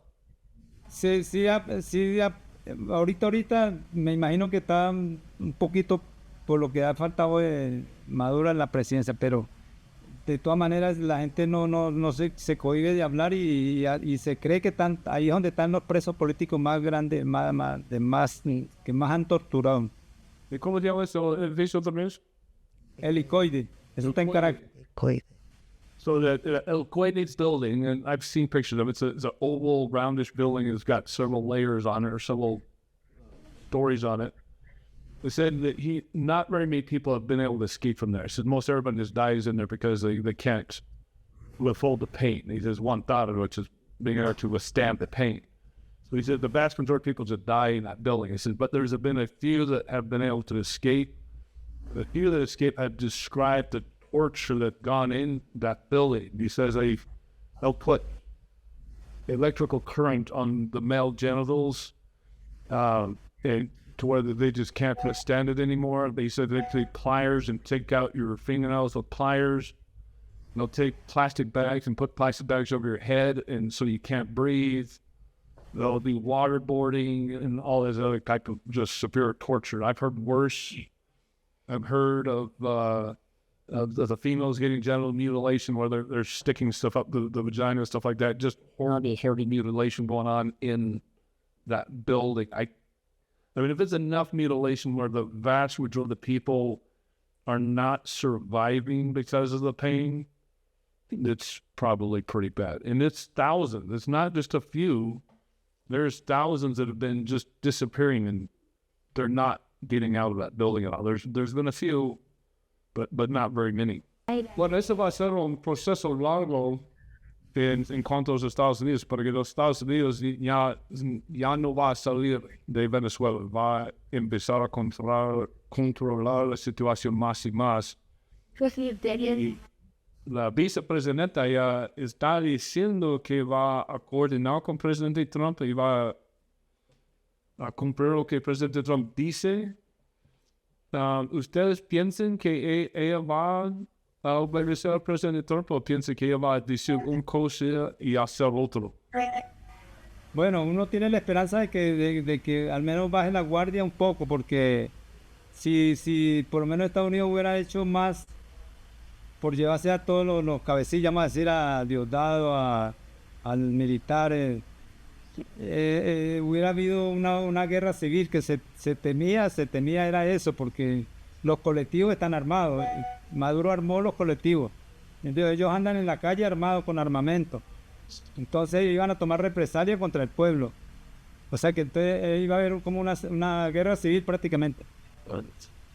Well, he's saying that, well, I asked you if the vice president down there if he thought that she would obey and actually do what Trump has asked her to do, or will she say one thing on one side and leave something different? He says, well, he doesn't absolutely trust her because he thinks there's going to have to be almost like a civil revolution down there, because Maduro had armed all the colectivos out there in what can just kill people as well. So he's saying they're just not sure that they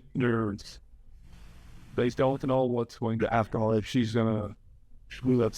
It says that everybody's still armed. There still are a lot of collectivos on the streets. There's still a lot of guns. There's still a lot of people get shot. Well, casi todo el gobierno tiene que sacar toda la gente del gobierno, toda la gente del militar, todos los jueces, todos tienen que sacarlos. Sí, un cambio. Hay mucha gente que tiene que estar sacarlos para que ese se funcione bien, para que tengan su país de nuevo. Eso es como a largo tiempo para que tiene que diferenciar entre la gente que es apoyando a Maduro, apoyando la cosa de Chávez, quién está apoyando a la gente. va a apoyar a la gente. Y la gente de los Estados Unidos no sepa la diferencia entre los que apoyan a Maduro y los que no. Entonces va a tomar bastante tiempo para separar este y lo otro. Y mientras el pueblo no quiere hablar porque tienen miedo de represalias, sí. Represalias de los colectivos, de los cubanos, lo que sea. ¿Qué es tu opinión? ¿Qué piensas? ¿Cómo va? ¿Cuánto tiempo que eso va a tomar y qué piensas que va a pasar en esos próximos días? Yo creo que eso lleva para recuperarse años, como años, porque eso es algo que hay que ir con cautela, pues a medida que va irse metiendo como inteligentemente, porque es fuerte, no se puede presionar así, porque ellos tienen más que todo lo que hay que tener cuidado con los colectivos que están armados, y esos mantienen en los barrios, entonces lo que se quiere evitar es eso, pues un enfrentamiento con ellos. So I asked him, I said, well, what's your opinion? What's going to happen in the next few days? How's this going to work out? He says it's going to take years for this to work out, because he says the colectivos are still in the neighborhoods, in the very neighborhoods, and nobody's going to rise up against them because they're armed. So there's not going to be much change happening until the colectivos and the government and the Cubans are completely disarmed. And once the people are not afraid anymore that they're going to get shot, then you'll find that people actually kind of start standing up and have that kind of revolution to get the government back. So I think the main message here, the message that's got to get back to Trump and the government is the Cubans, the colectivos, the military, they have to get disarmed. because nothing's going to happen unless they're all disarmed, because the people can't do anything to even start rebuilding their own country unless all those who are out in the streets threatening and killing people are completely disarmed at this point. Dangerous situation. I mean, again, we go back to the fact that even today, yesterday, there are news people that are getting captured and cameras broken and cell phones confiscated and their lives threatened. There's still people out in the streets that are getting their cell phones confiscated. They're going through their pictures, going through the text messages, their social media. They find anything against the government, anything pro-Trump, their phones are taken, or worst case scenario, those people are just taken captive when they find themselves in that torture building. Yeah, we need to pray for the Venezuelan people. Not only that, but we need to get the word out here that this is what's happening over there, because you've got to get rid of this stupid narrative of these liberal protesters, and the Democrat media and the Democrat legislators are out there that are saying that this was wrong, this was evil, that we need to put Maduro back in power, that it wasn't our place to do this, that it's not Trump's place to control Venezuela. If Trump doesn't control Venezuela, if Maduro gets back in power, if anything this happens, just more people are going to die, more people are going to starve, more people are going to get taken and killed in the streets, more people are going to take into torture facilities and tortured. You're still going to have this massive, massive humanitarian crisis because, like you were saying, there's members of each family that have to leave the country to send money back because they're not surviving. There's no physical way, none whatsoever, no physical way to survive in Venezuela right now on their own. They do not have the ability to make enough money. They do not have enough food in the country. They do not have enough gas in the country. They don't have anything. They are completely surviving off of outside money coming into the country to support the people. And even then, the government's trying to take that support, and that, which is just crazy to me, that they're that completely intolerant to their own people. And Well, the administration knows what they're doing, and they don't give a hill of beans what the uneducated say. the problem is that And Trump can do nothing that's gonna make those people happy. They have no idea what's going we on. just had some dissenters in the Republican Party just yesterday, because they were, and I doubt it's going to pass the Senate, but the House voted against Trump doing any additional military action in Venezuela. So there's like 8 Republican dissenters, and so it's completely passed in the House that Trump cannot do any military action in Venezuela anymore. That is now going to the Senate. It was going to fail in the Senate, and obviously Trump has the ability to veto it. So it's never going to happen that Trump's going to be stopped from having military action in Venezuela. But the problem is the dissent. The dissent we have within our own party that is already starting. And if it's starting now within just a week of this happening, I can guarantee it's going to continue. It's not going to stop there. It's hard to convince people to be pro-Trump, and it's easier for people to be anti-Trump. And so I'm afraid that we have 8 Republican dissenters right now in the House, that's going to grow. And there are going to be more dissenters and more dissenters. And if that bleeds from the House to the Senate and there's dissenters in the Senate, are we willing to have to go one or So you two need to vote call your lead? congressman. 1 or 2 vote lead? Their numbers on the internet. Find it. It's exactly what I'm saying. Call them. Write them. Do you have any idea why he's going to be tried in New York? Why New York? Why New York? I don't know. That's where the warrant came out. It was out of New York. I don't know why the warrant came out of New York, but he has to be tried in New York because that's where the warrant was. I don't know why the warrant was issued out of New York. Interesting. They're going to have a jury of New Yorkers. Yeah. How's that going to go? Not going to be good. Not going to be. But she's very, very right. You've got to call your senators. You've got to call your congressmen in every state out here, particular states where we do have Republican dissenters. Like Rand Paul is the worst of them. By far the worst of them. I admired Rand Paul for the longest time. He doesn't like war. I don't like him anymore because he was completely against what Trump did in bombing the Iran nuclear facilities. He gets this. I mean, he's just been on the wrong side of most of these decisions completely. And so people like that, you got to call them and get them on board with what's going on here.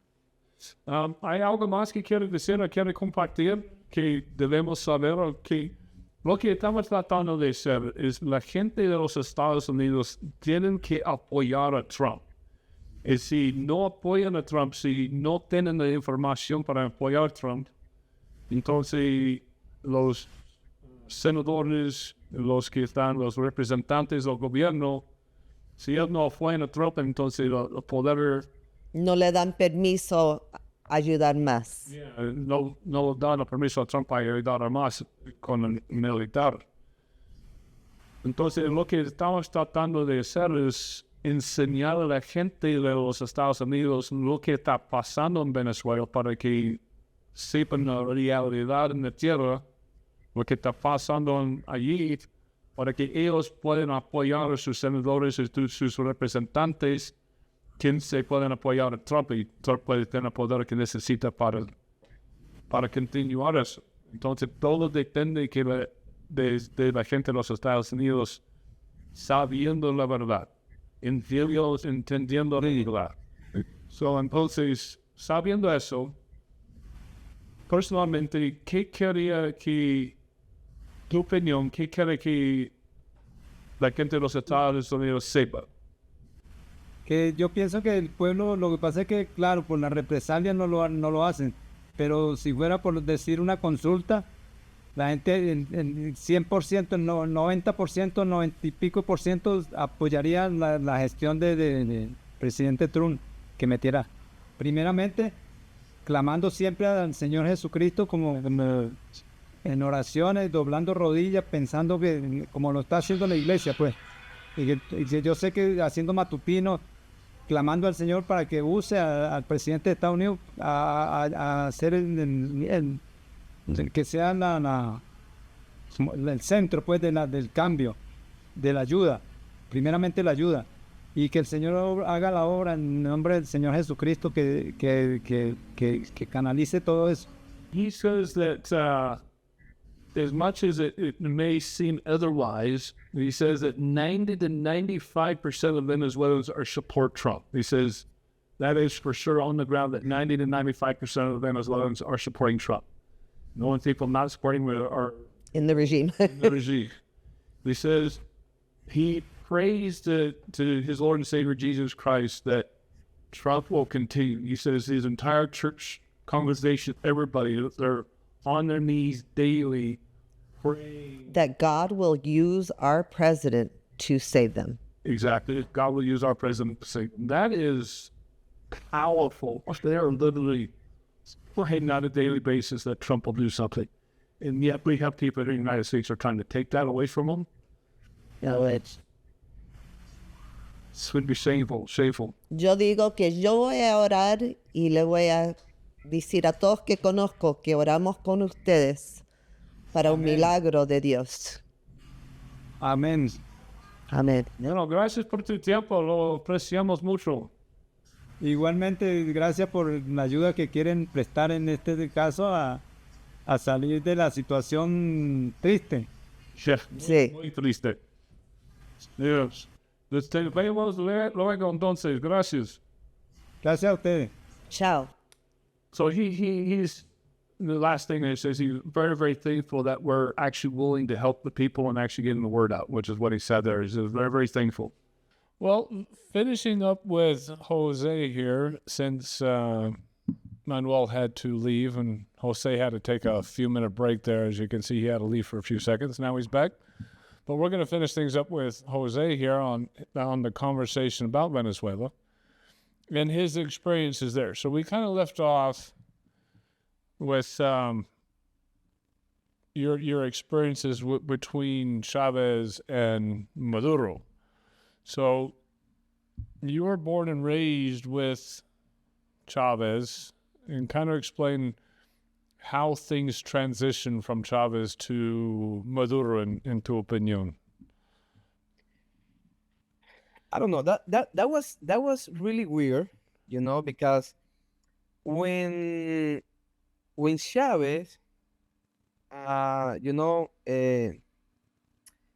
él enfermó, he was sick, and he spent a lot of time in Cuba, during this time when he was sick, and before he died. And the last time that he showed himself, in TV, he asked the people to vote for Maduro, because Maduro was the vice president of the Venezuela in that time. And when Chavez died, Maduro take the president, he was like I don't know how you say interino, presidente interino. Temporary or intermediary Yeah, president. temporary He was president. intermediary president. He wasn't elected, so he was kind of appointed by Chavez, Yeah. right? Yeah. And by the Constitution, he couldn't be a candidate for be, president of Venezuela. And all the the powers in Venezuela, los jueces, la parte electoral, The Congreso, algo. Congreso, todos, So the Those judges, the people- Congress, all the powers that be in Venezuela, ya eran gobernados por ellos. Ellos tenían el poder. Ellos hacían lo que querían en Venezuela. so they had complete power in Venezuela, and they did whatever they wanted to. Didn't matter who voted for what, right? Ya, Maduro no podía ser candidato para ser presidente, porque él, al ser vicepresidente y ser presidente encargado, él no podía ser candidato para ser presidente. So he's saying that according to the Venezuelan constitution, because Maduro was a vice president and the intermediary president, that their constitution does not allow him to be a candidate. So he was not even allowed to run for president, let alone become elected. So él ni podía andar por presidente aún ser presidente, es lo que me estás diciendo. Así es. Pero ellos cambiaron la ley, los jueces cambiaron la ley así para beneficiarlo y eso fue una locura. So Y the él Maduro and Chavez judges just legislated from the bench, is what he's saying, and just changed the law so he could become a candidate. Entonces, él ganó y fue un robo de hecho. I can tell you, in that time, I was working with the other candidate for president, el opositor de Maduro. ¿Cómo se llama? I was working with him. I was, as a, collaborate for all the. So you're working on his campaign, trabajando en la campaña? Yeah. So he was working with the other guy on his campaign. So he was actually working on the election for the opposition to Maduro. And ¿qué hiciste en la campaña? Nosotros estábamos, en ese tiempo yo tenía una empresa de transporte. Entonces yo tenía muchas vans y entonces yo colaboraba para que mover personas, mover periodistas y todo eso. So he had a transportation company, so he would move news agencies, special officials, producto o no, solamente gente? Personas nomás. No, just people. So he would transport people, so like a taxi service, I guess, is what you own. Yeah, something like that. Yeah.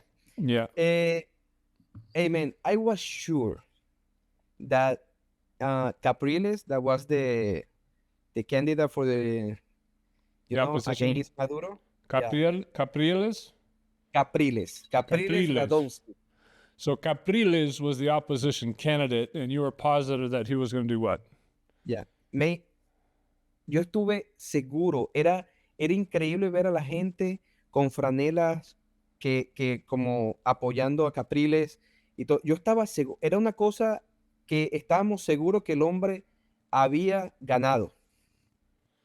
So they were absolutely positive that Capriles won, that the entire populace was supporting him. Everybody had his material, so they were 100% sure that he had won the election. Y cuando estábamos esperando que el Consejo Electoral dijera el ganador, de repente declararon a Maduro y uno de los jefes de campaña, él comenzó de verdad a llorar a ese muchacho y él me dijo, nos robaron la elección. Y amenazaron a Capriles porque la familia Capriles tiene empresas en Venezuela. Entonces amenazaron a Capriles y él prefirió pensar en su bienestar y en el bienestar de sus empresas y de sus beneficios que en el pueblo. Y él literalmente cedió y no hizo nada, pues. No hizo absolutamente nada por pelear. ¿Amenazaron su vida o cómo lo amenazaron? Solamente lo único que yo escuché fue eso, que él recibió una llamada de Maduro y su gente diciéndole que Maduro iba a ser el ganador y que él, por su beneficio, que se quedara tranquilo, que no llamara a la gente a la calle, que no nada, y eso fue lo que hizo Capriles. Capriles cedió ante las amenazas de ellos. So Capriles knew that he won, but then the election committee just declared Maduro the winner, and they wouldn't disclose any information about how he won. They're just declaring Maduro the winner. And he said he was there when Capriles got a call from Maduro, and Maduro essentially threatened him and his family. And he said he's got some of his family that were they en prisión o dónde estaba su familia que estaba de Capriles? No, su familia estaba ¿Detenidos libre, o? pero hubo amenazas y de hecho comenzaron persecuciones a la gente que trabajó con él. Pero no estaban toda la detenidos o no estaban en No, prisión o en nada. ese entonces no. No, so Capriles' family, and his family were threatened with their lives. And Maduro threatened him and his family, says, I'm going to be president. You need to back off or there's going to be punishment. I mean, he literally threatened with their lives. And he's saying he was there when he got those phone calls because he worked on the campaign. And so Capriles just backed off and said, I'm not going to do any of this thing because he's threatening my life and the life of my family. Entonces, de ahí empezó el gran desastre, porque a pesar de que Chávez, y eso sí te lo voy a decir, a pesar de que Chávez robaron todo el dinero y todo, es increíble que la transición de Chávez a Maduro fue para empeorar completamente todo. La escasez de gasolina, de comida, empeoró. La gente se moría en los hospitales porque no habían insumos, no había medicina, no había... la gente llegaba a los hospitales para ser operados de emergencia y la familia tenía que traer lo que el doctor necesitaba para operarlo porque en el hospital no había. Oh, geez. So he's saying that it just got from bad to worse, and there was a famine of food, of gas, and most importantly, of healthcare materials. He said there's a lot of people in the hospitals that just died because there was just nothing to take care of them. In fact, that if you or a family member had to have emergency surgery, any type of surgery in the hospital, you had to bring with you the materials that the doctor needed for the surgery. So any of the bandages, any of the medications, anything that you needed for the surgery, you had to bring it with you because the hospital didn't have anything. They didn't have any of those materials. So if you wanted to get operated on, whatever the doctor needed, you had to bring. Y así fue empeorando. Y luego, lo que pasa luego es que ellos disfrazaron literalmente una dolarización del país. Ellos lo que hicieron fue permitir que empresas de Irán y de esos países aliados de ellos, como Rusia, como entraran a Venezuela y ellos se adueñaran de distribución de comida, de distribución de todo. Entonces, los precios de la comida estaban basados en dólar, aunque en Venezuela ellos están, no hay cambio de divisas, pues no existe el cambio de divisas porque las casas de divisas de cambio cerraron y todo eso, y ellos tienen el control del cambio en Venezuela. Entonces, hubo una dolarización escondida, como tapada por ellos. Entonces, la gente ganaba en bolívares, pero compraba en dólares, en precio de dólar. Y por eso la gente pasaba tanta necesidad, porque... Ah. O sea, Eso, como yo gano en bolívares, pero tengo que pagar en dólares. empresas de Irán estaban Oh, sí, controlando sí. las empresas en Venezuela. Estaban controlando los grandes supermercados y los grandes distribuidores de productos electrónicos para la Los casa. de Irán. Ellos eran los árabes y los de Irán, ellos son los This is dueños. crazy. So what he's saying is, it got so bad that Maduro allowed the Iranians and the Russians into the country, and the Iranians and the Russians controlled the supermarkets, controlled the electronic stores, controlled everything. So they became in charge of all the businesses in Venezuela. So the Venezuelan businesses are no longer in charge by Venezuelans or even by Maduro. He allowed the Russians and the Iranians to control everything.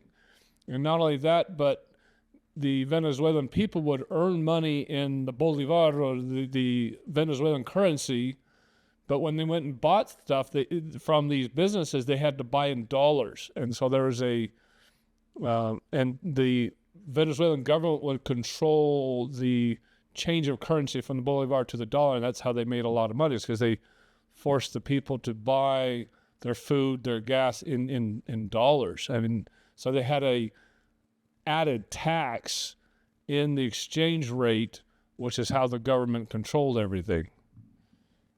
Sí. Y nada, y Venezuela se fue al desastre completo. O sea, una cosa completa de que las personas tenían que tener salían de un trabajo a hacer otro trabajo. Por ejemplo, un doctor, algo tan sencillo como un doctor que antes ganaba dinero, salía de su guardia en el hospital a ser taxista para completar el dinero, para poder tener dinero para llevar a la casa para comer. So it just got bad to worse, and so nobody could earn enough money to survive. He said he even knew doctors that would get off of their turn at the hospital, and then they'd have to go be taxi drivers and keep working in order to have enough money just to exist. So doctors were working around the clock at the hospitals and then having to be taxi drivers just to exist. Y así, esa es la realidad en Venezuela. Entonces, Venezuela actualmente está dolarizada. Ellos tienen dolarizado Venezuela, aunque ellos digan qué tal, Venezuela sobrevive por las remesas, por el dinero que envía la gente que está afuera. Es que Venezuela sobrevive. Es que las familias en Venezuela tienen que comer, porque la familia que está afuera envía dinero consigue el camino para enviar el dinero a su familia para que ellos puedan tener cómo subsistir. Yeah, Chavez hablando con Manuel. He's just saying there that the only way the Venezuelans existed is because parts of their family would go outside of the country and work and send money into Venezuela, and that's we were discussing that with Manuel a few minutes ago, that the only way they survived is one or two people out of every family had to go foreign and send money back. And so there wasn't a complete family anywhere in Venezuela because somebody had to go and work outside of the country, or else their family didn't survive. They didn't exist inside Venezuela, which is just horrible. Y literalmente esas remesas de dólares que vienen de afuera de la familia a la familia dentro de Venezuela es literalmente un porcentaje alto de lo que mantiene la economía actualmente en Venezuela. Esas remesas. So he says the large part of the Venezuelan economy, he says he's not even kidding, he's not even joking, that the large part of the Venezuelan economy existed because of outside money being sent to Venezuela from people working on the outside of the country and sending money, because there wasn't any money in Venezuela, and all the oil production, all that was taken by the Maduro regime. We are talking about 6 million people outside sending money to the people in Venezuela. 6 million people outside send money to the people in Venezuela. And that's the money that, make a little, no estable, pero, la economía. That's the money that stabilized the economy, yeah. At least help the people exist. So there's a lot of conversation about the colectivos and people disappearing in Venezuela. They just disappeared. No one ever see them again. Did you have any family members, friends, anybody you know that were part of that disappeared? Oh, sí. Yo tengo amigos que fueron por ser afectos a partidos políticos de la oposición. Ellos fueron tomados en protestas y en todo presos y llevados a centros de tortura que tiene el régimen de Venezuela. Y por mucho tiempo, o sea, te estoy hablando que mucho tiempo, hay algunos que aún están presos, que no se sabe dónde están. Y también fui testigo, y te digo algo, fui testigo en protestas, cómo los colectivos llegaban, este grupo de delincuentes llegaban afectos al gobierno y comenzaban a dispararle a la gente, así, literalmente, o sea. ¿Tú estabas en esos protestas donde estaban? Oh, sí, yo estuve en muchas protestas, y tuve que muchas veces correr por mi vida porque esa gente llegaba y comenzaba a disparar, y lo peor no es eso, lo peor es que ellos llegaban y el ejército de Venezuela estaba allí, y ellos simplemente dejaban que esta gente entrara y comenzaran a dispararle a la gente que estaba protestando, que estaba ahí en ¿Eso la fue calle. los cubanos o quiénes que estaban disparando? Los colectivos, los colectivos son un grupo, lo que hizo el gobierno de Venezuela es que ellos le dieron armas y organizaron grupos de prácticamente delincuentes de las zonas más marginales de Venezuela. Y ellos los armaron y los formaron como una organización que iba a proteger la revolución. Entonces, ¿qué pasa? Cuando la gente comienza a protestar en la calle, para que en la televisión no se vea al ejército o a la policía atacando a la gente, ellos llamaban a esta gente para que esta gente apareciera y comenzara a disparar y ellos poder decir ante el mundo, no, nosotros no fuimos, eso fue, ellos mismos comenzaron a disparar, ¿me entiendes? Y confundir la opinión, pero eran eran personas organizadas por ellos. Decepción.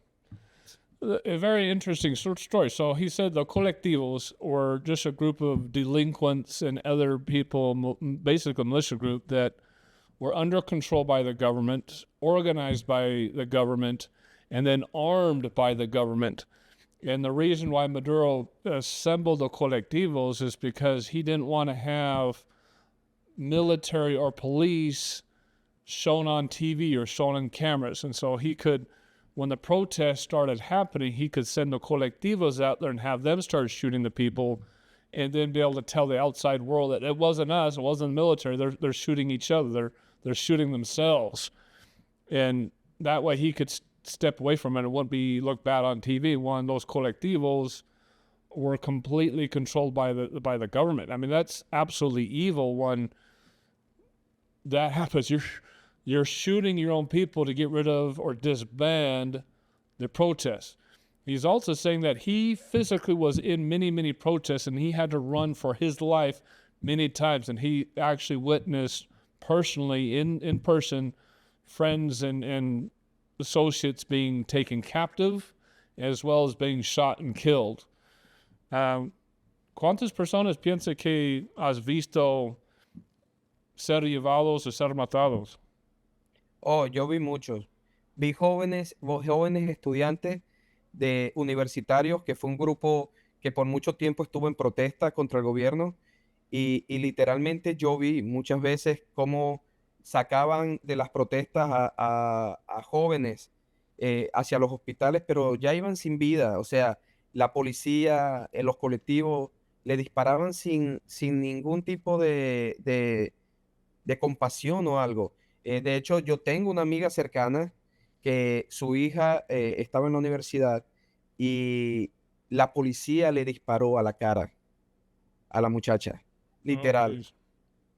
¿Me entiendes? O sea, So he's saying here y that fue muy he's duro. witnessed a lot of people. That was the question I asked him: is how many people have you personally witnessed that were taken captive or shot? He said, I've seen lots and lots of people getting shot or taken. And he said most of it was university students because most of the protests were done by the youth. And he said he had a personal friend of his whose daughter was shot in the face by one of those colectivos, was literally just shot in the face by one of them. He said it was surprising to him how discompassionate they were. They just didn't care. They would just shoot anybody and everybody, and just completely discompassionate. One of the things I learned growing up as a kid, and particularly in Scouts, was to be prepared. And particularly when it comes to my feet. You do not want to be out in a situation where your feet are incredibly uncomfortable and makes you absolutely miserable, makes the rest of the day absolutely miserable. So you have to go out there in the right equipment, whether that's hiking in the mountains, whether that's fishing on the stream, it's working out in your garden or out in the yard, or it's going out on the town or to the nearest rodeo in a nice pair of boots. You have to go out prepared so you look good, feel good, and most importantly, it is comfortable. Because again, there's nothing like being miserable walking around all day long. We want to introduce you to 3 different companies that are supporting this channel. We have Durango Boots, which provides the best Western wear and boots that money can buy. So you'll have the look, the feel that you want. There's also Rocky Boots for that great mountain wear, that hiking wear, and just getting out into nature and being prepared for what you're confronting.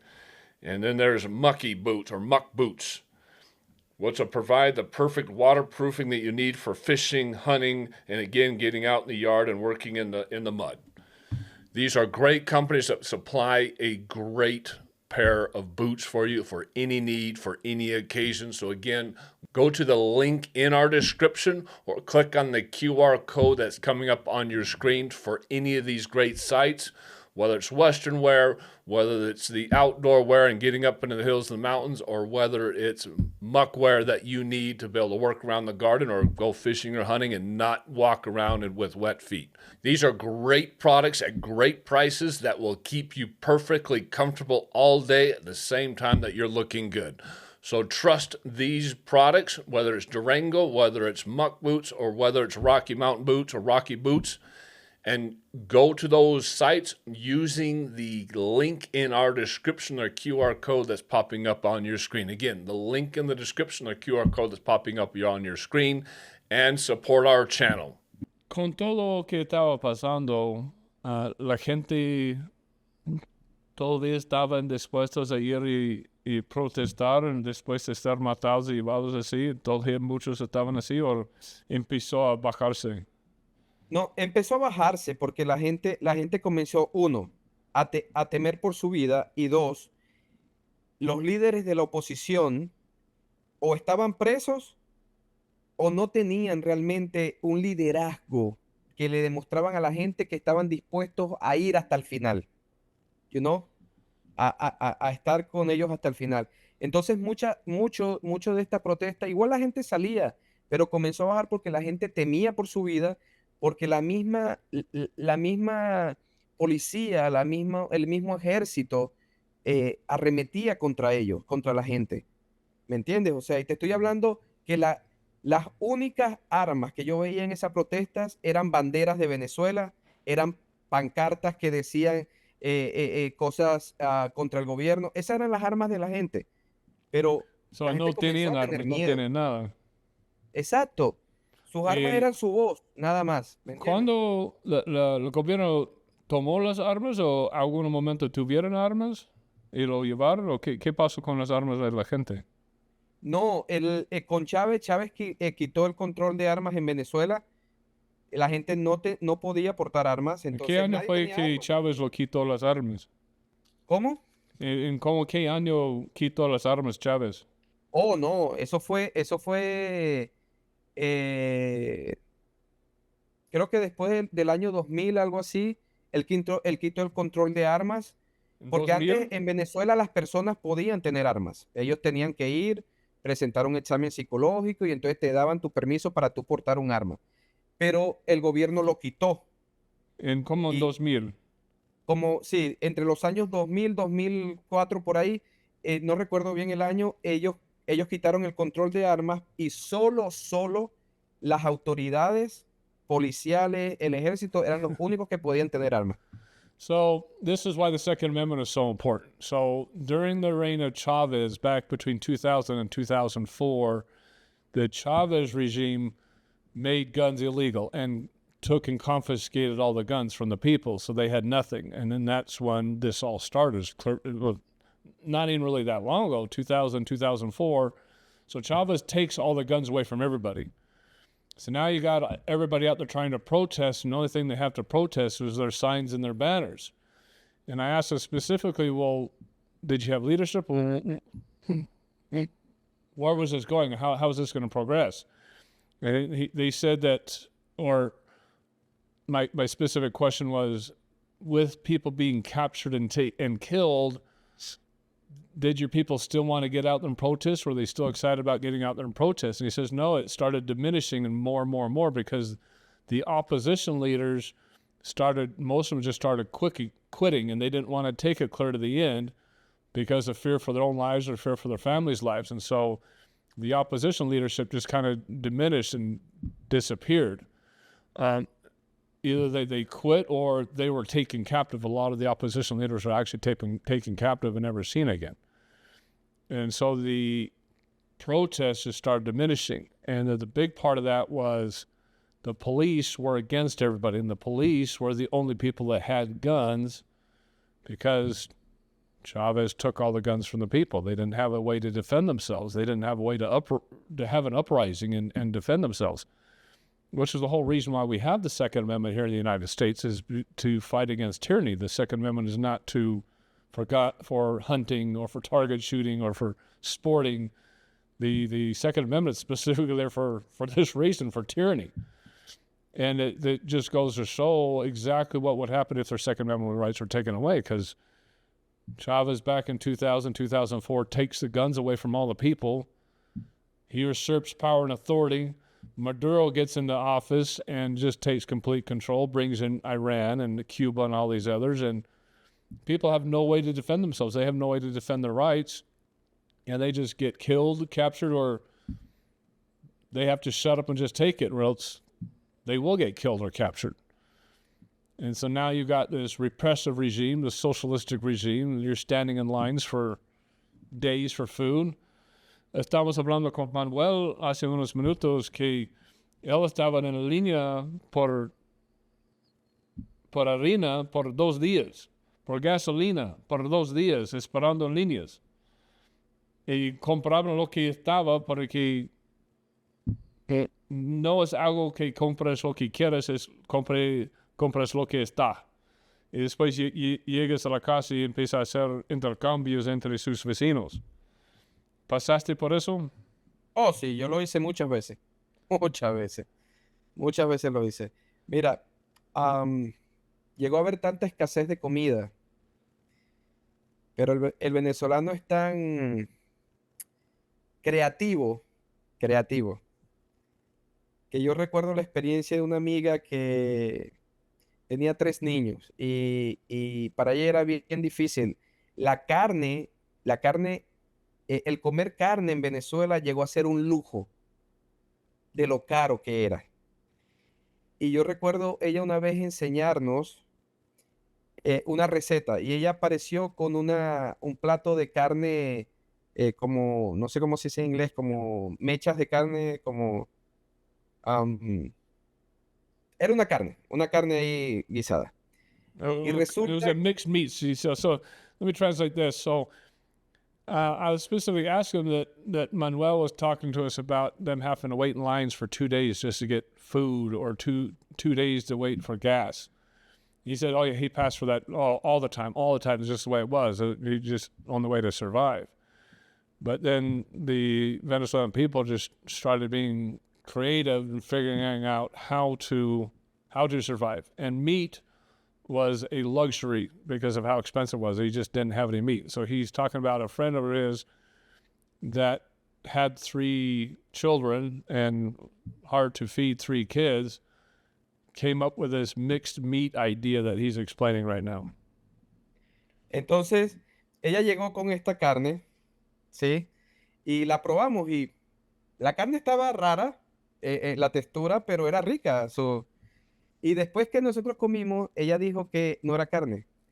Ella compraba los plátanos, plantains, Uh-huh. y ella la concha, la cáscara del plantain, ella la ponía en agua y luego la rompía así y eso lo hacía con salsa y lo hacía parecer carne para que sus hijos ah, creyeran que estaban comiendo carne y no vieran tan fuerte el hecho de que no te podían comer proteínas ni nada porque no podía comprarlo, no tenía cómo hacerlo. Oh, wow.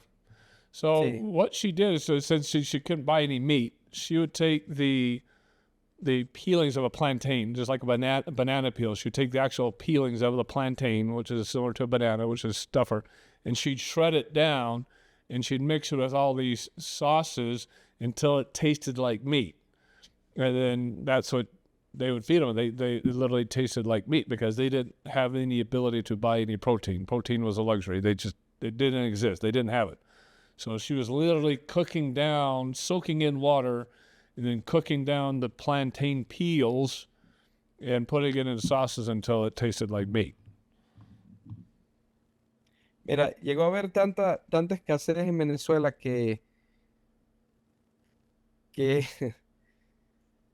yo tenía en mi casa un árbol de mangos y hermano, era grande ese mango, ese árbol y era extraño porque el árbol, él no tenía estaciones, él simplemente de repente se cargaba de mango y brother, llegaban a mi casa personas a tocar mi puerta que yo ni conocía, a decirme si podían agarrar algunos mangos para comer.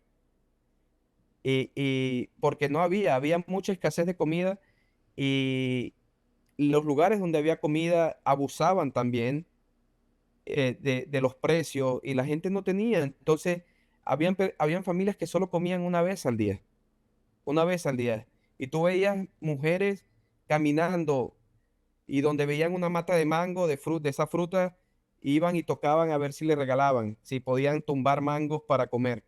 Entonces, yo me acuerdo un chiste que un amigo me hacía, él me decía, me llamaba y me decía, José, ¿puedo ir a tu casa y buscar dos pollos? Él le decía pollos a los mangos. Él le decía, no, y el venezolano en medio de su tragedia trataba de alegrarse, ¿no? Haciendo Yeah. chistes y todo.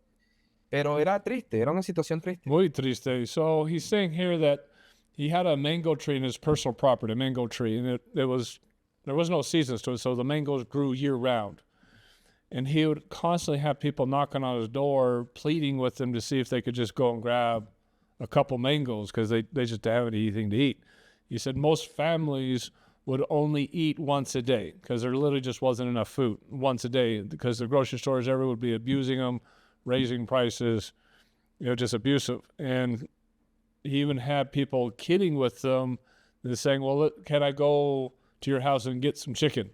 And they're referring to the mangoes as chicken because they're just trying to be funny because there wasn't any chicken, there wasn't any meat or anything like that. But the mangoes were growing on his tree were incredibly precious, and that's how they just tried to put some humor into the dire circumstances that they were in. But he said he saw women out there just walking the streets trying to feed their families and would try to find trees growing fruit, and then they would go up to the houses and just plead with them, hey, can I have just a couple of pieces of fruit off your tree so I could eat something today? That is, Y fue difícil, fue un tiempo bien difícil. Yo vi mucha miseria, gente buscando comida entre la basura, gente, y aún, y te soy sincero, aún pasa en Venezuela el que hay gente que no tiene, trabajan y solo les alcanza para sostener un plato de comida nada más al día, y aún eso pasa en Venezuela, aún eso pasa. So he said it's just miserable over there. You could be working all day for a month and still only have enough for just one plate of food. And he says it's still happening right now. Today, it's still happening where there's just not enough for anybody over there, even right now. So the humanitarian crisis is massive right now in Venezuela. Estamos hablando con Manuel también de ese edificio medio ciudad donde torturaban toda la gente. El helicoide. Sí, el helicoide. ¿Y qué cuentas del helicoide? Oh, ese era conocido como el centro de tortura del régimen de Maduro.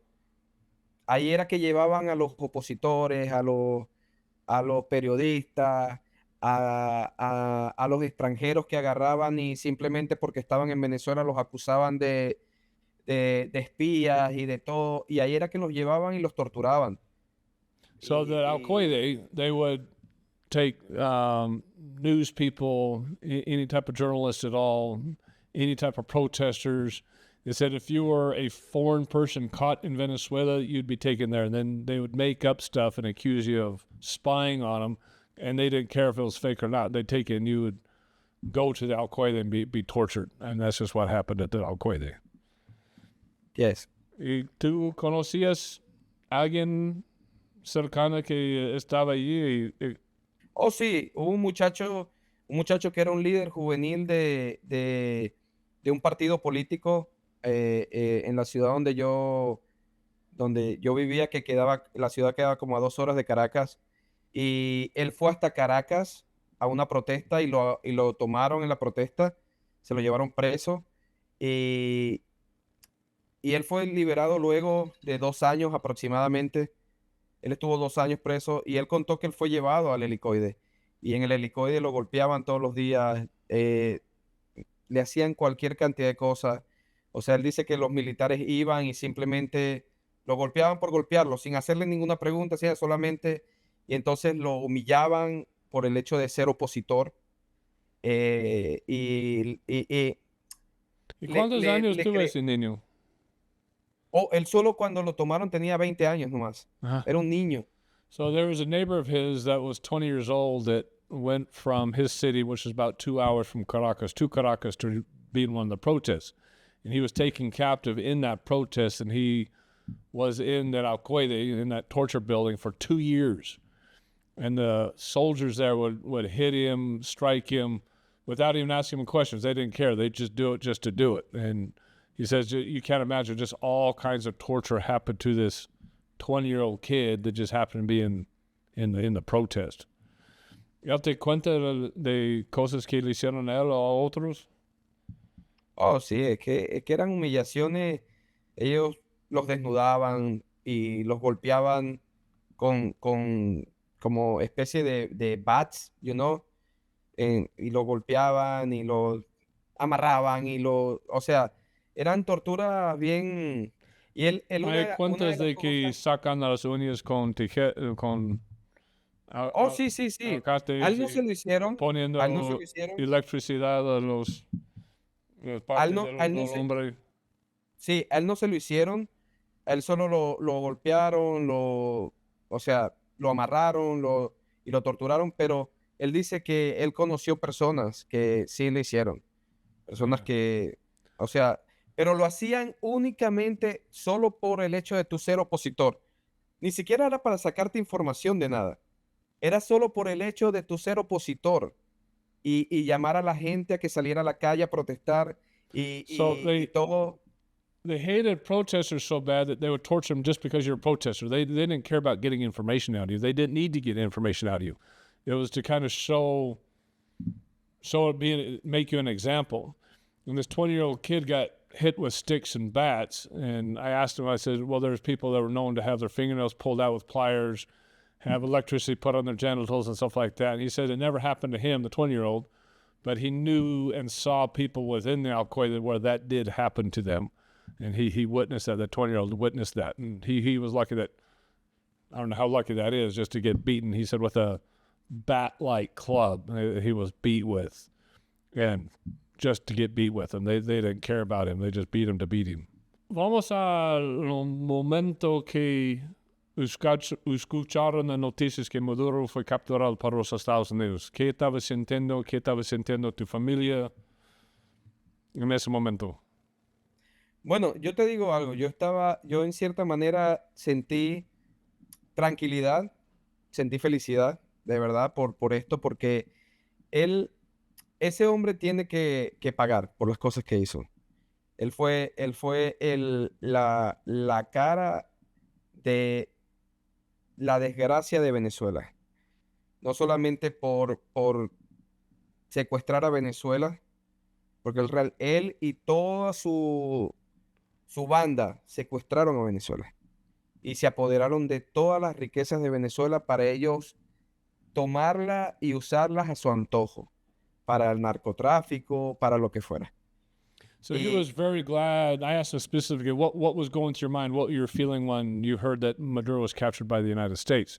And he says that was the most calming feeling that I've experienced, because he has to pay for his crimes. He has to pay for what he did to the people, for taking all the money and living in such the luxury that he was living in, just torturing the people and not giving them any part of that, and just destroying the economy.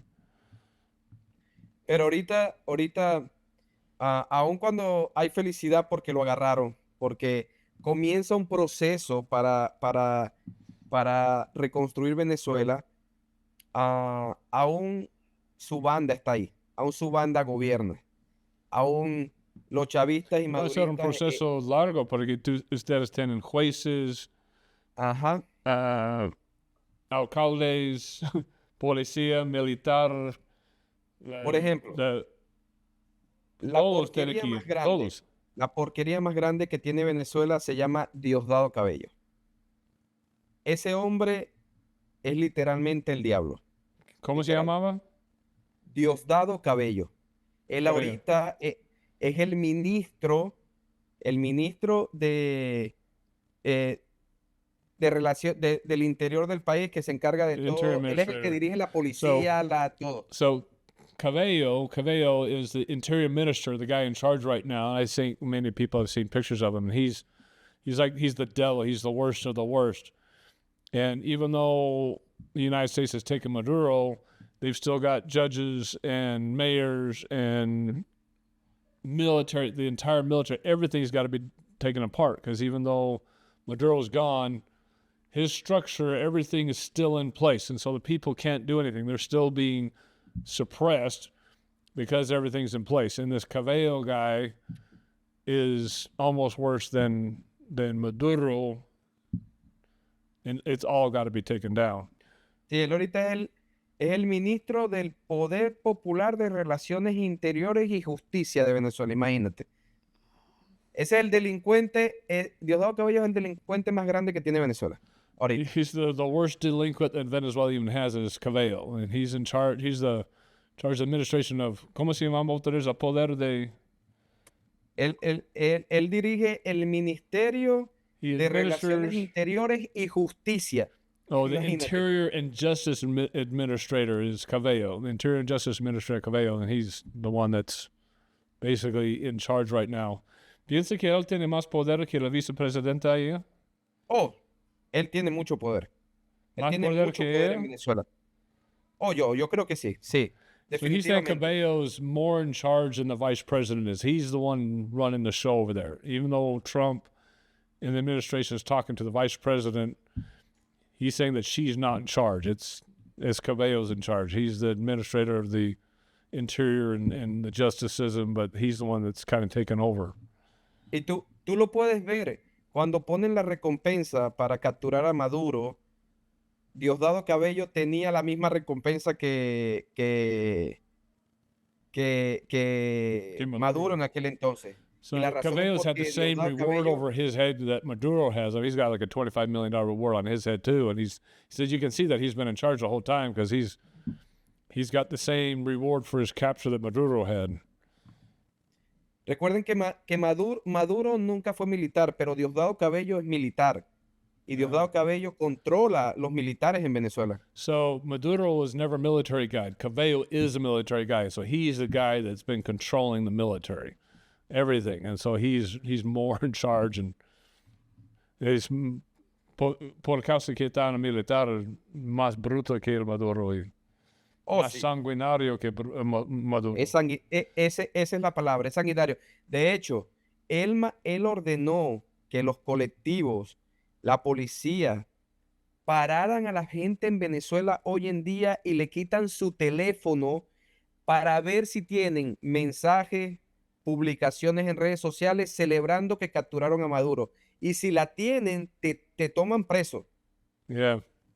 So is Chavez the one that's controlling everything? It's coming from him. He's the one in charge of the colectivos. He's in charge of the military. He said he's a very bloody guy. That's why I was saying he's very sanguinario. He's the guy that's the bloody guy. That's the one that's killing everybody. And he's the one that gave the orders to stop people and grab cell phones and look at the cell phone. If you have any publications of news publications against the Maduro or pro-Trump, anything like that on your phone anywhere, then you're taken captive, and they'll just take you. They'll just disappear you. And those are specific orders coming from Cabello. Bueno, va a tomar bastante tiempo para literalmente sacar todos el gobierno. Tiene que sacar todos y empezar desde nuevo, desde nada, para reconstruir el gobierno de Venezuela. Es por esta razón que Trump siempre dice que él va a controlar Venezuela. Hay muchos protestantes ahora en los Estados Unidos que están diciendo, ¿por qué Trump va a controlar todo? No es su deber controlar todo. ¿Por qué él está tomando el dinero? ¿Por qué él te va a controlar el aceite allá? ¿Por qué él tiene que controlar? ¿Por qué no el gobierno de Venezuela va a controlar nada? Y esa es la razón, porque todos están corruptos. No hay nadie ahí que pueda andar al gobierno, no hay nadie ahí que pueda andar al aceite y beneficiar a la gente, el pueblo. No hay nadie. Va a ser lo mismo que con Maduro, exactamente lo mismo.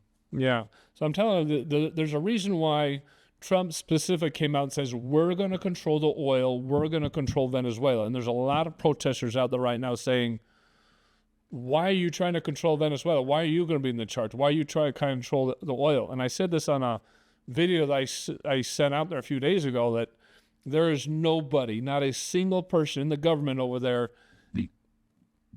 where that's going to benefit the people. Nobody's trustworthy. Nobody's honest. It's all going to be for themselves. It's going to be the same thing all over again. That was his specific words. He says it's going to be the same thing as Maduro. It's going to be the same thing all over again if anybody in that government controls anything or specifically controls the oil. So yes, Trump is right that we, the United States, we have to control the oil. We have to control Venezuela. We have to dismantle the government completely. Ground zero, start from scratch. The judges got to go. The congressional people have got to go. The mayors have got to go. Every branch of the military has got to go. These colectivos have got to be rounded up. All of it's got to be dismantled. That is thousands of people in this large country that got to be completely dismantled. So which is going to take quite a bit of time. So people just got to be patient with that and stop this stupid rhetoric that Trump is only doing it because of oil. He's only doing it to make the United States rich. That's not why he's doing this. He's doing this to stop the drugs from coming to the United States. We just heard from his mouth that Maduro has Iran and Russia in there, and they're controlling the businesses in Venezuela. They're in control. And we cannot have Iran or China or Russia controlling anything in the Western Hemisphere. That is a no-go, dead stop. We can't have it. And they're completely controlling everything from this guy's mouth that they are in charge. They're controlling all the businesses in there. They're controlling the oil.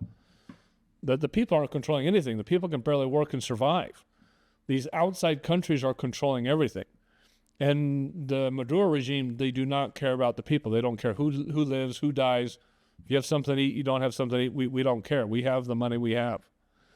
Otra pregunta, ¿cuán involucrada es Maduro y el ejército en los carteles de drogas? Lo que pasa es que los militares comenzaron a controlar el tránsito de droga desde la frontera con Colombia por Venezuela para que saliera. ¿Entiendes? O sea, Son por los, eso es que los carteles en Colombia entonces están controlando todo, no los carteles de No, no, no, Venezuela. no, no, no, no. El cartel de los soles controla la droga que pasa por Venezuela. Y le dicen cartel de los soles porque el ejército, los generales venezolanos, que son los que tienen los soles aquí, por eso le dicen cartel de los soles, porque los generales tienen unos soles que los identifican como generales, son los que controlan el tránsito de la droga en Venezuela para Ellos son el cartel. ellos son el cartel y son Ah. liderados por el gobierno de Venezuela. Pero ¿hacen las drogas en Venezuela o solamente lo hacen en Colombia? Oh, sí, también en Venezuela hacen droga También en la lo frontera, hacen. claro, claro. So the Cartel de los Soles, it is the generals of the military. The military is the cartel, because the reason why they're called the Cartel de los Soles is because the military generals have a sun symbol on their uniform, on the shoulder on the uniform. It's a little sun symbol, and that's why they're known as the Cartel de los Soles. It's the military. The military is the cartel. There isn't no other cartel. The cartel is the military. They're the one making the drugs. The military is the one transporting the drugs from Colombia through Venezuela to the port, down to the boats that Trump's blowing up. It is the military. Everybody's thinking that there's some other cartel and the military is just helping it. According to what he's saying, the Cartel de los Soles is the military. Correcto, los carteles son los militares. Because of that insignia on the shoulder, that's why they're called de los Soles, because it's the sun symbol on the shoulder of the military. Entonces no hay diferencia entre los gobiernos y los carteles, son lo mismo. Sí, porque ¿quién controla a los generales venezolanos? El gobierno. Maduro. And who's controlling the generals of the military? Is Maduro. So he is the cartel boss. So when Trump says that he's the head of the cartel, he's telling the truth. He is the cartel boss. He is the one doing the drugs. I don't know how else to explain that. He is the cartel. The Cartel de los Soles is the Venezuelan military. It is Maduro. The people putting the boats out in the water that Trump's been blowing up, that is Maduro. That is the Venezuelan military. They are the cartel. You can't make it simpler and easier than that. I mean, that's ridiculous. Bueno, ahora lo que estamos tratando de hacer con este video es el gobierno de los Estados Unidos está tratando de ayudar a Venezuela. Para poder ayudar a Venezuela, el gobierno necesita apoyo de la gente. Y la gente y también del Congreso, los senadores y el Congreso. Pero hay muchos que no están apoyando a Trump. Y lo menos apoyo que él tiene, lo menos que él puede hacer en Venezuela. Entonces, podcast como ese está tratando de enseñar a la gente qué realmente está pasando en Venezuela para que sepan de venezolanos, para que ellos puedan contactar a sus senadores y decirles que no necesitamos apoyar eso, para que Trump tiene el apoyo que él necesita para hacer cambios en Venezuela. La pregunta que tengo es, ¿cuántas personas de los venezolanos piensan que apoya eso?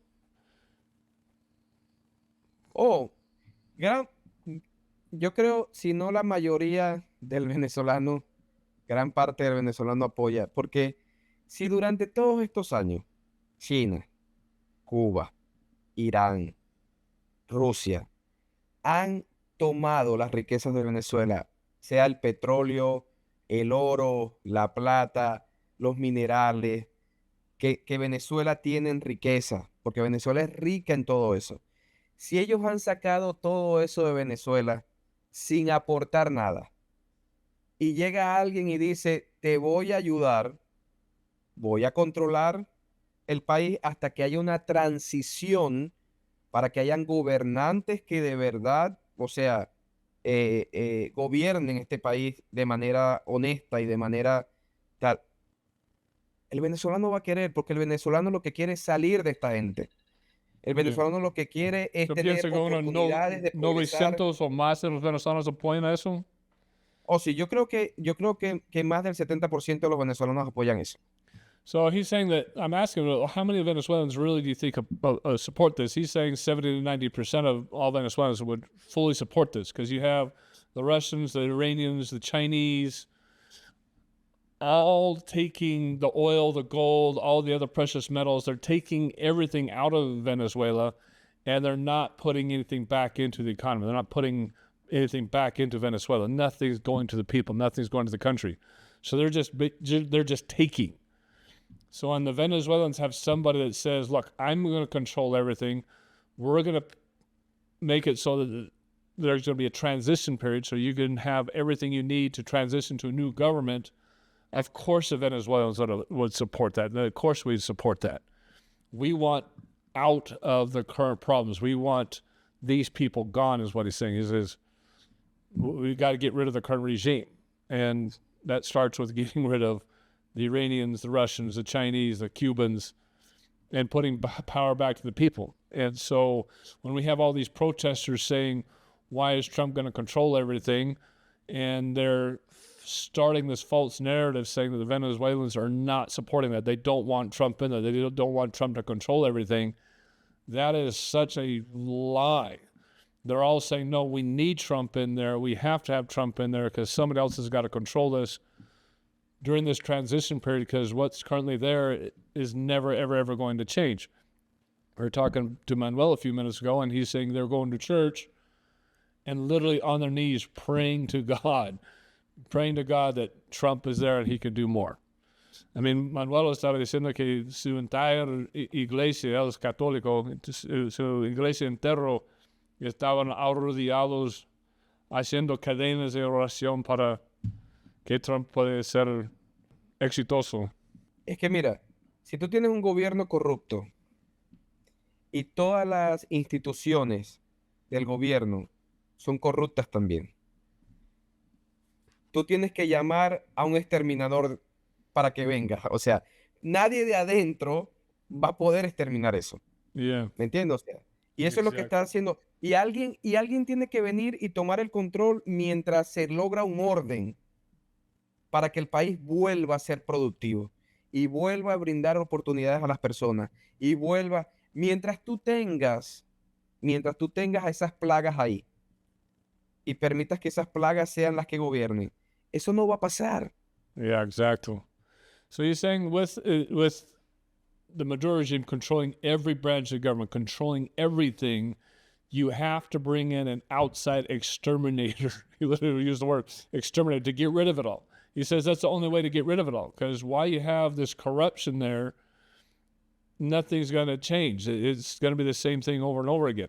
You have to have something on the outside willing to come in and say, we're going to take charge, we're going to be in control until we can have that smooth transition. You said that's what the Venezuelan people want, is it's got to be something from the outside, because there's nobody from the inside that can change anything at this point. And there's nothing that the Venezuelan people can do from the inside to change anything. They do not have the ability to do that at all anymore. It has to come from the outside. And again, those are his words and not mine.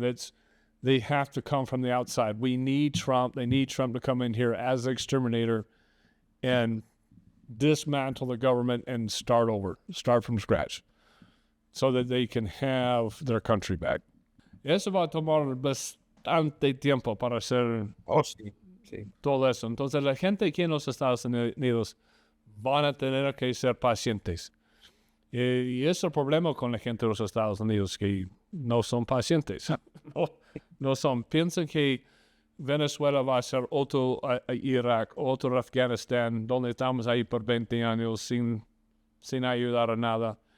Yo estaba diciendo a la gente que, bueno, la diferencia entre Venezuela, Irak y Afganistán es, allá estamos peleando contra el Islam, que es una ideología completamente en contra de nuestros valores aquí en el oeste.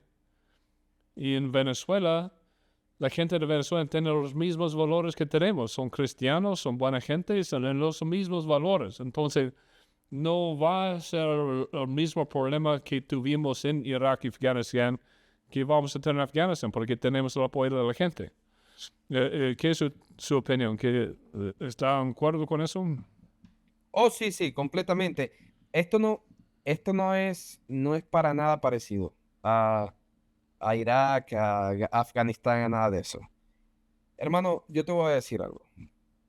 Aquí, los Estados Unidos toma a los otros cabecillas que quedaron y los demás se van a ir solos.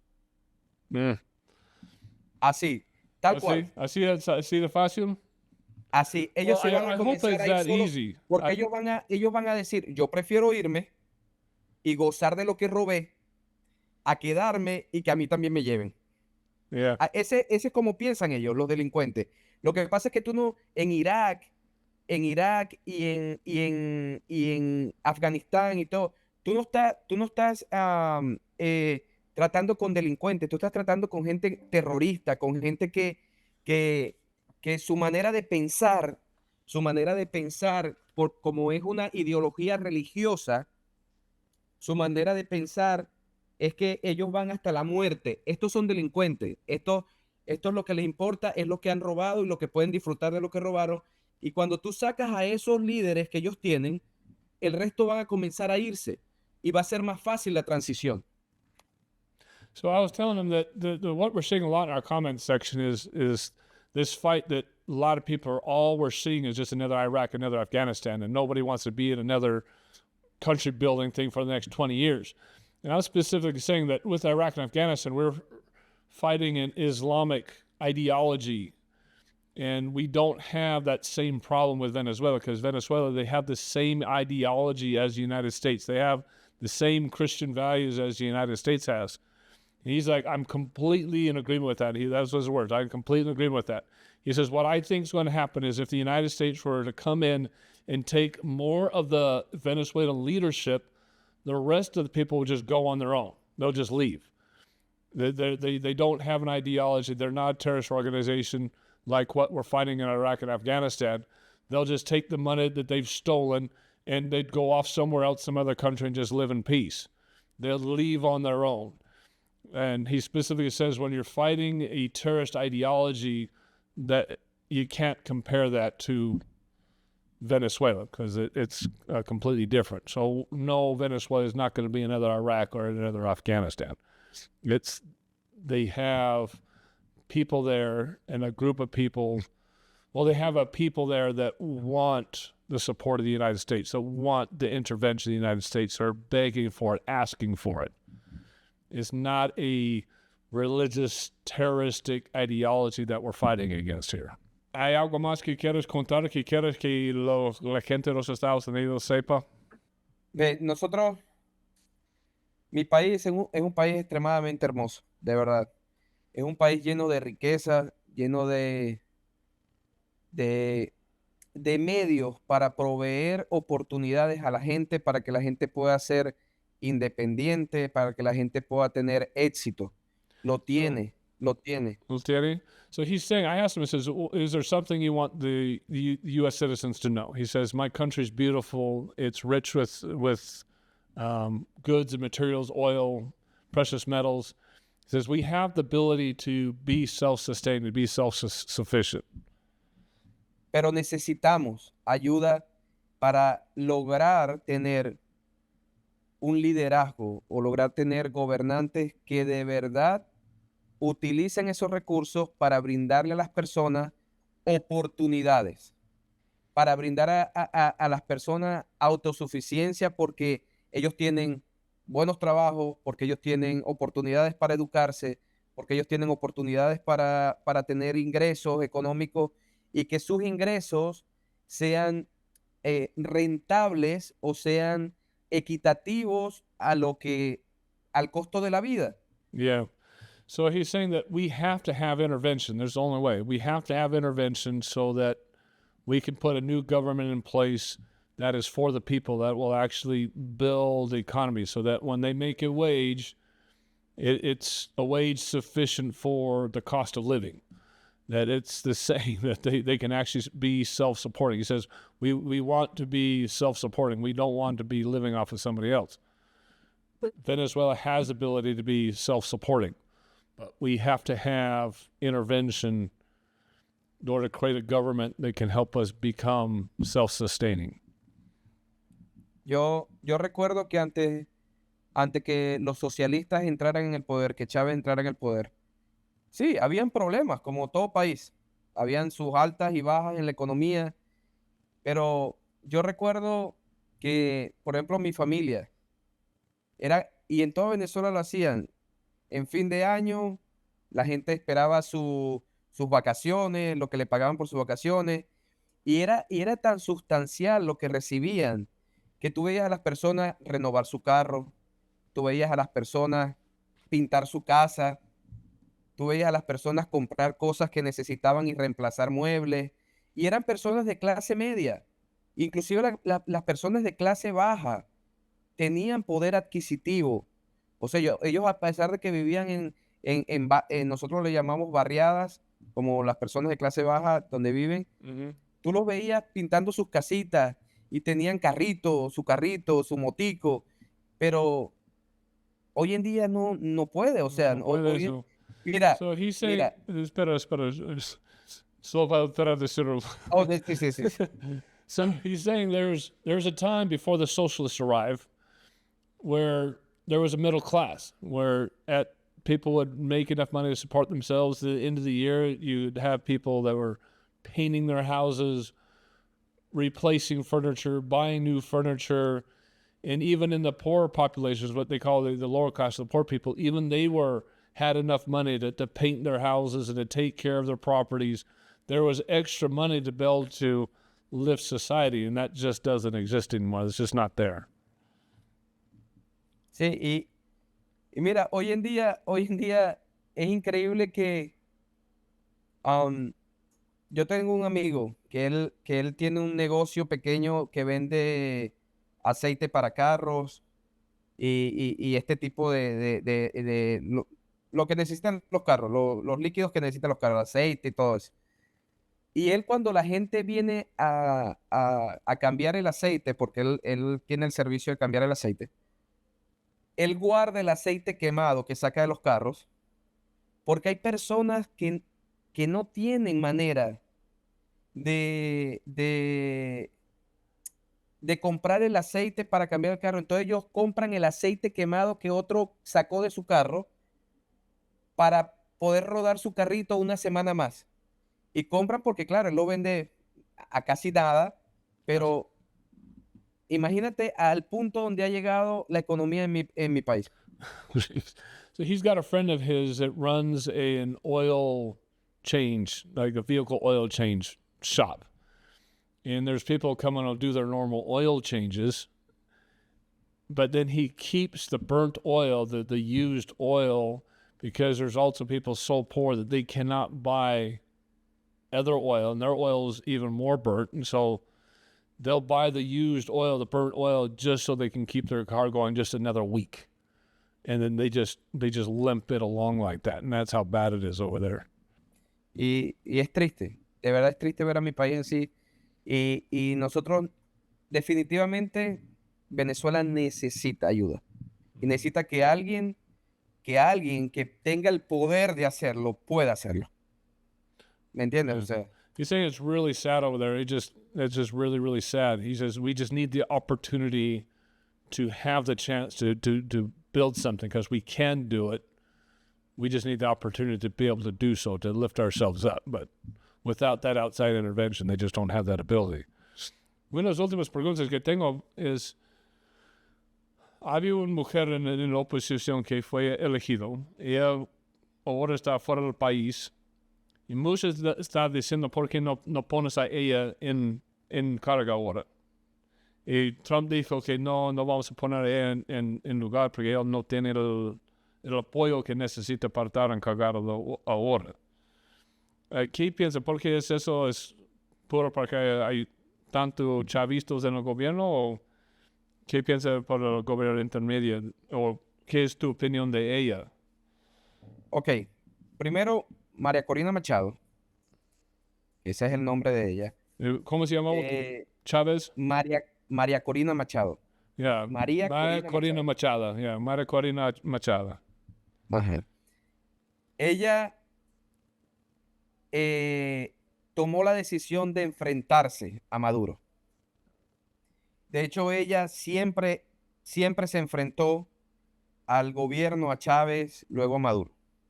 Lo que pasa es que la oposición, por el hecho de ser mujer y por el hecho de la frenaban y no le daban la oportunidad de liderar la oposición venezolana. Pero cuando llegó su tiempo, ella lo hizo.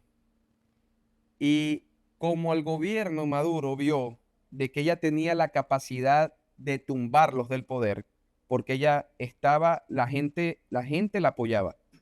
La gente la apoyaba. Ellos la inhabilitaron para ejercer cualquier cargo público en Venezuela. Es decir, ella ya no podía ser candidata y es cuando entra este señor que se enfrentó a Maduro en las elecciones del año pasado, en julio, y ganó. Uh-huh. ¿Por qué María Corina Machado no puede ser considerada para liderar quizás la transición? Porque todos los poderes en Venezuela están aún tomados por si ya tienen el apoyo de la gente, porque no se pueden cargarla y Trump la apoya a ella. Lo que pasa es que la gente no está en las cortes, la gente no está en el Congreso. Lo que están son esos políticos corruptos que no les interesa que en Venezuela haya un cambio, porque si hay un cambio en Venezuela se les acaba a ellos el poder para enriquecerse. Yeah. ¿Entiendes? So, Maria Machado, I was asking, a lot of people are saying, why don't we just put her in charge of everything instead of Trump being in charge? If she's got the support of the people? And he's saying a while ago that she was trying to run the opposition group, and the opposition group weren't necessarily supporting her because she's a woman and other things. She didn't have the complete support, but then she started doing it anyway and really going against the Maduro regime. And because she was so outspoken against the Maduro regime, she gained the trust of the people, and the people really started supporting her. And then that's when Maduro started threatening, te estaba intimidando a ella, ¿no? Sí, pero ellos la inhabilitaron, como hubo una orden judicial donde le prohibió a ella ser una candidata para ser presidente. So they created a judicial order through the courts that prohibited her from being a candidate. So she couldn't be a candidate. And so Maduro, with his corrupt courts, prohibited her from even becoming a candidate.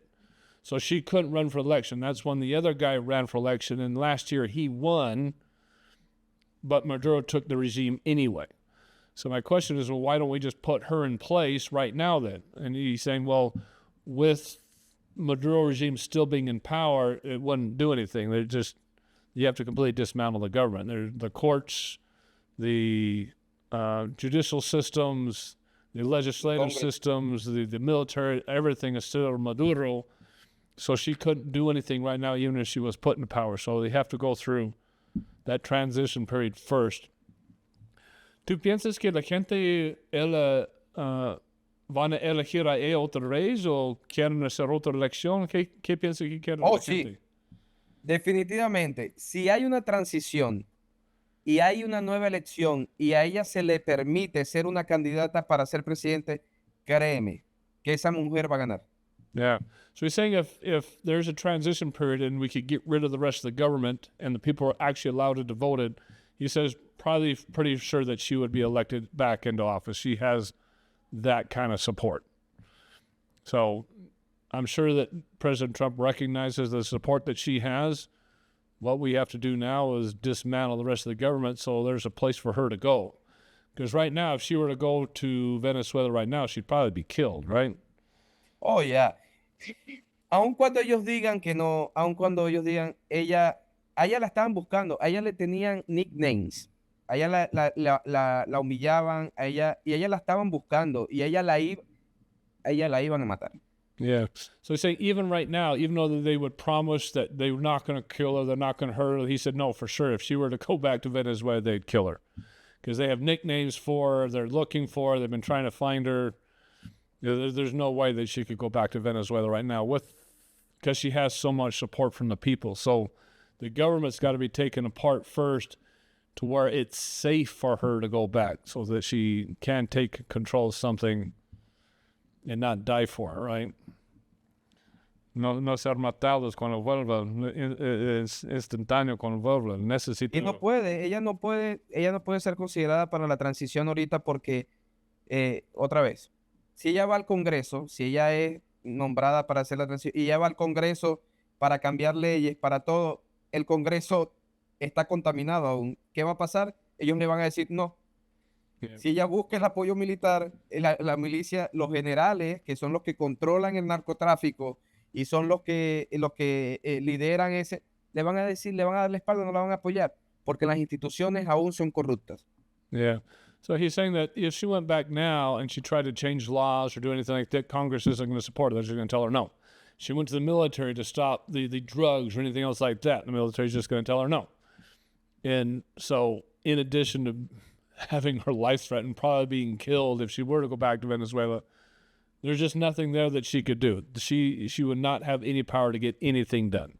So the United States has to be in control because the military over there, the Congress, they respect and are essentially afraid of the United States, afraid of the U.S. military, which is why they would be obedient. So we have to be in charge and force them to give up their power.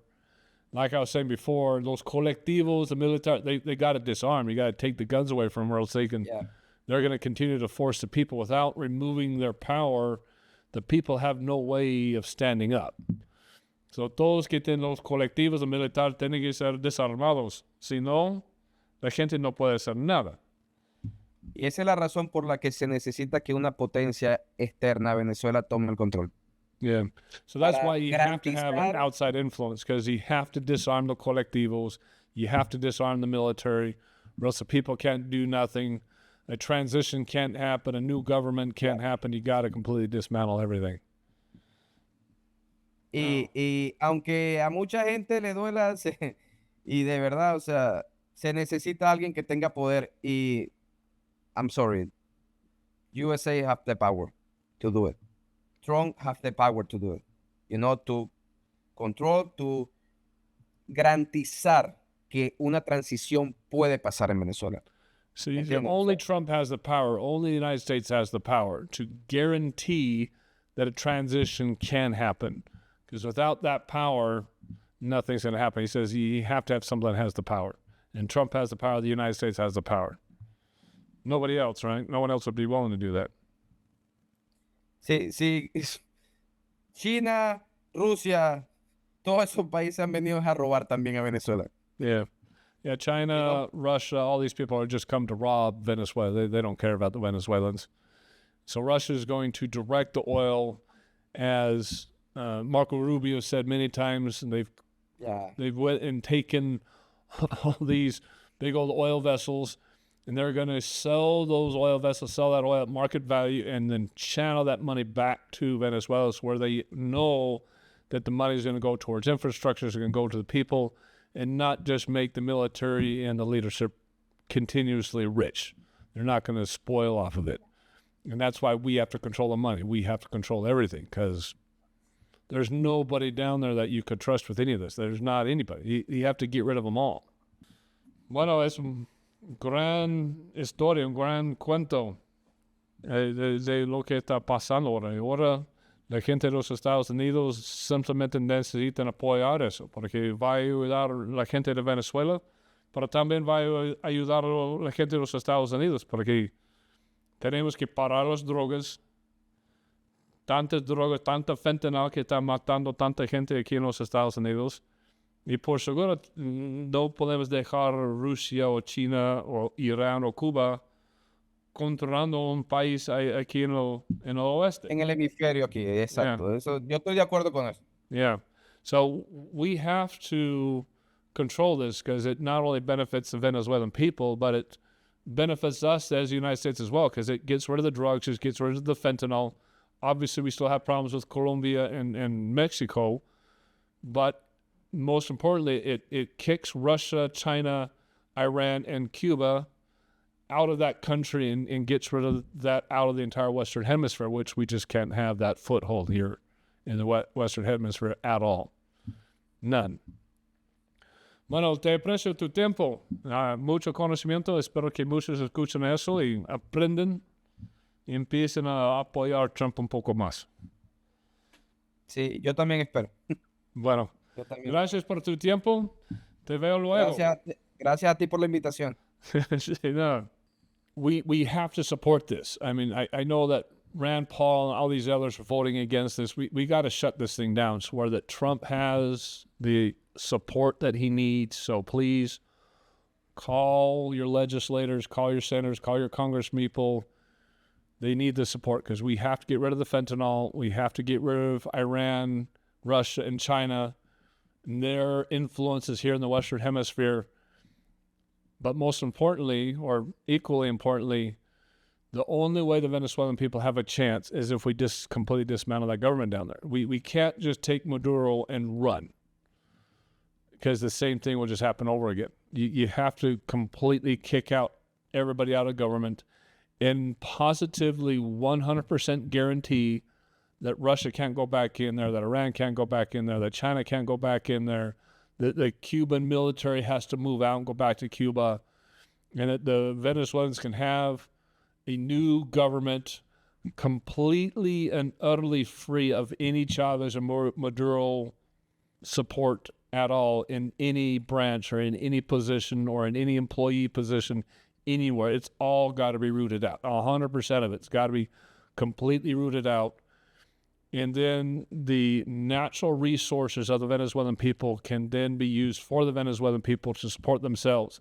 They do not need U.S. taxpayer dollars to reconstruct that country. That is not necessary. All they need is that government moved out of place, and then they have the natural resources to self-sustain and support themselves. They have that ability, and they have the Venezuelan people that want to work, don't want to leave, and Venezuelans throughout the world would love to go back and rebuild their country. They have pride in their country, and they'd be fully willing to go back and rebuild that if they knew it was, one, safe to do so, and it would actually mean something, that the existing government is completely out of power. And it's got to mean something because they'll go back to before it was socialist. We have a living example here in Venezuela of how destructive socialism is. So all you socialistic supporters out there, you have a living example of socialism does not work. It never works. It always, every single time, will transition from socialism to dictatorship and communism. It happens every single time. We have a living example of why we have the Second Amendment, because Chavez took the guns from him, and after that, it was game over. It was history. The rest is history, as they say. They did not have the power to stop the Maduro regime or the Chavez regime from doing what they've done for the past 25 years. So when the left is out there pushing for socialism, for pushing out there for gun control, or they're helping Sharia law spread, we know what our fight is against, and we have to keep up that fight. And it starts with you as the American citizen, as the American voter, speaking out and not being the silent majority, speaking out to your legislators, to your senators, making sure we're voting in the right people and not people who support this, not the Somali immigrants that want fraud or socialism or any of this, not any more Ilhan Omars, not any more squad members, not any more Zohran Mamdanis. We have to support freedom, because if we're not careful, we will be the next Venezuela.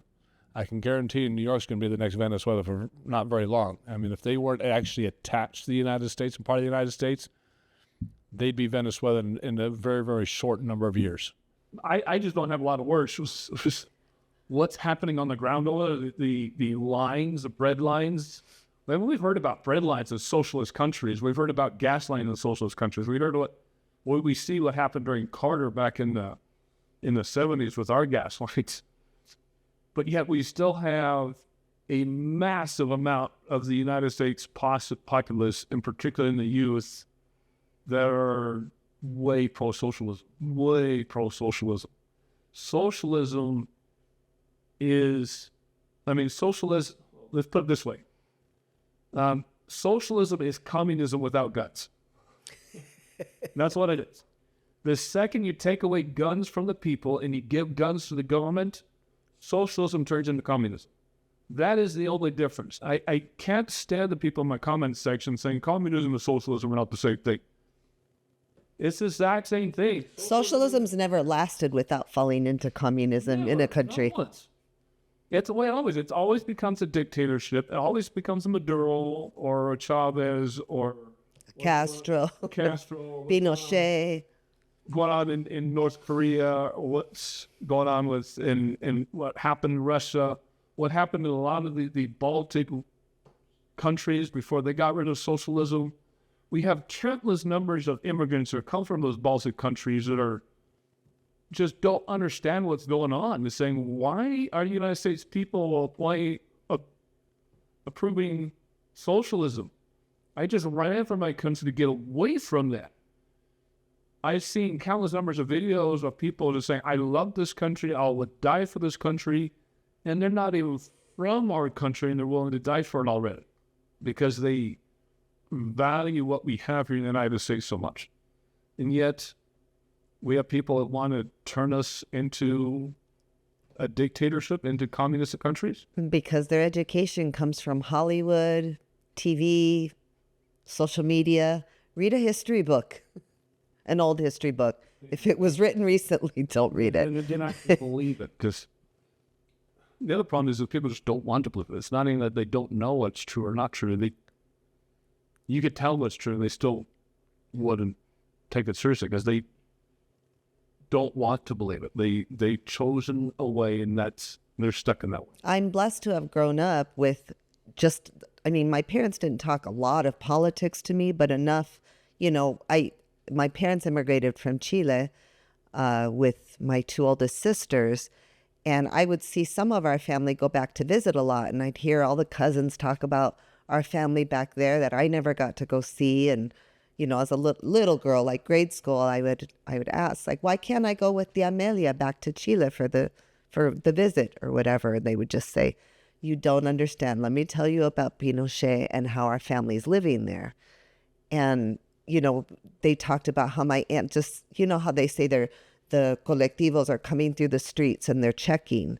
That would happen there. And so at night, to be safer, rather than sleep on their mattresses, they would put their mattresses up against the windows to avoid any stray bullets or things that were happening in there. And they'd sleep on the floor is what my cousins would do, so that, so they lived that. And so knowing that and then reading history books, I'm just blessed to actually know more truth. And the United States is the one that put Pinochet in power. we caused Pinochet. And I do admit that the CIA did some of that, but because the previous regime wasn't very good either. We have bad actors in every facet of life, but we also have the majority of people are good people, and they're doing their best to fight and prevent this. But the worst thing you can do is believe what you're hearing, wherever you're getting your social media or your TikTok education from. He's kind of participated in the whole Pinochet thing. And think that we don't know what we're talking about. That's not an excuse for him getting into power. Yeah. There was conservative people in the United States government that did that, because we wouldn't know better than to put the socialistic dictator into office. Yeah, because we have had, Carter, what he did to Iran, and we've had our bad players, but regardless, we don't want that here in our country, and we're on the verge of that because you won't open your mind to listen to the other side or to listen to truth, and we're only here to bring you truth. Well, we're going to continue this. I'm hoping to get some more people. We have some more people who want to come on from Venezuela, who want to come on and discuss this, but... And why couldn't they? They don't have a computer. In fact, we were looking all over one neighborhood down there. They were trying to find friends and stuff like that had a computer so they could actually come on and Zoom on with us.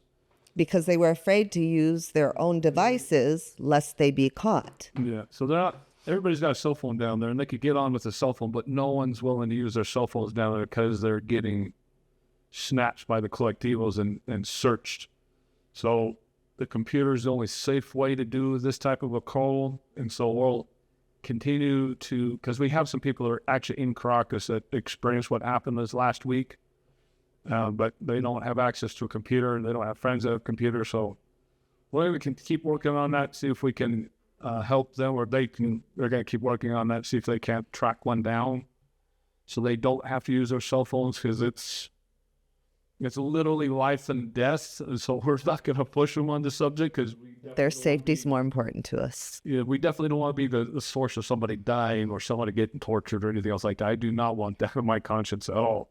So we'll keep working through the safest methods possible. A lot of these people we're talking to are family of my wife. So this is more than just random people. This is people that are close to us. So we do have to have a lot of caution on this. But we're grateful for everybody being on board with us. Look forward to future podcasts, and we will see you on the next show.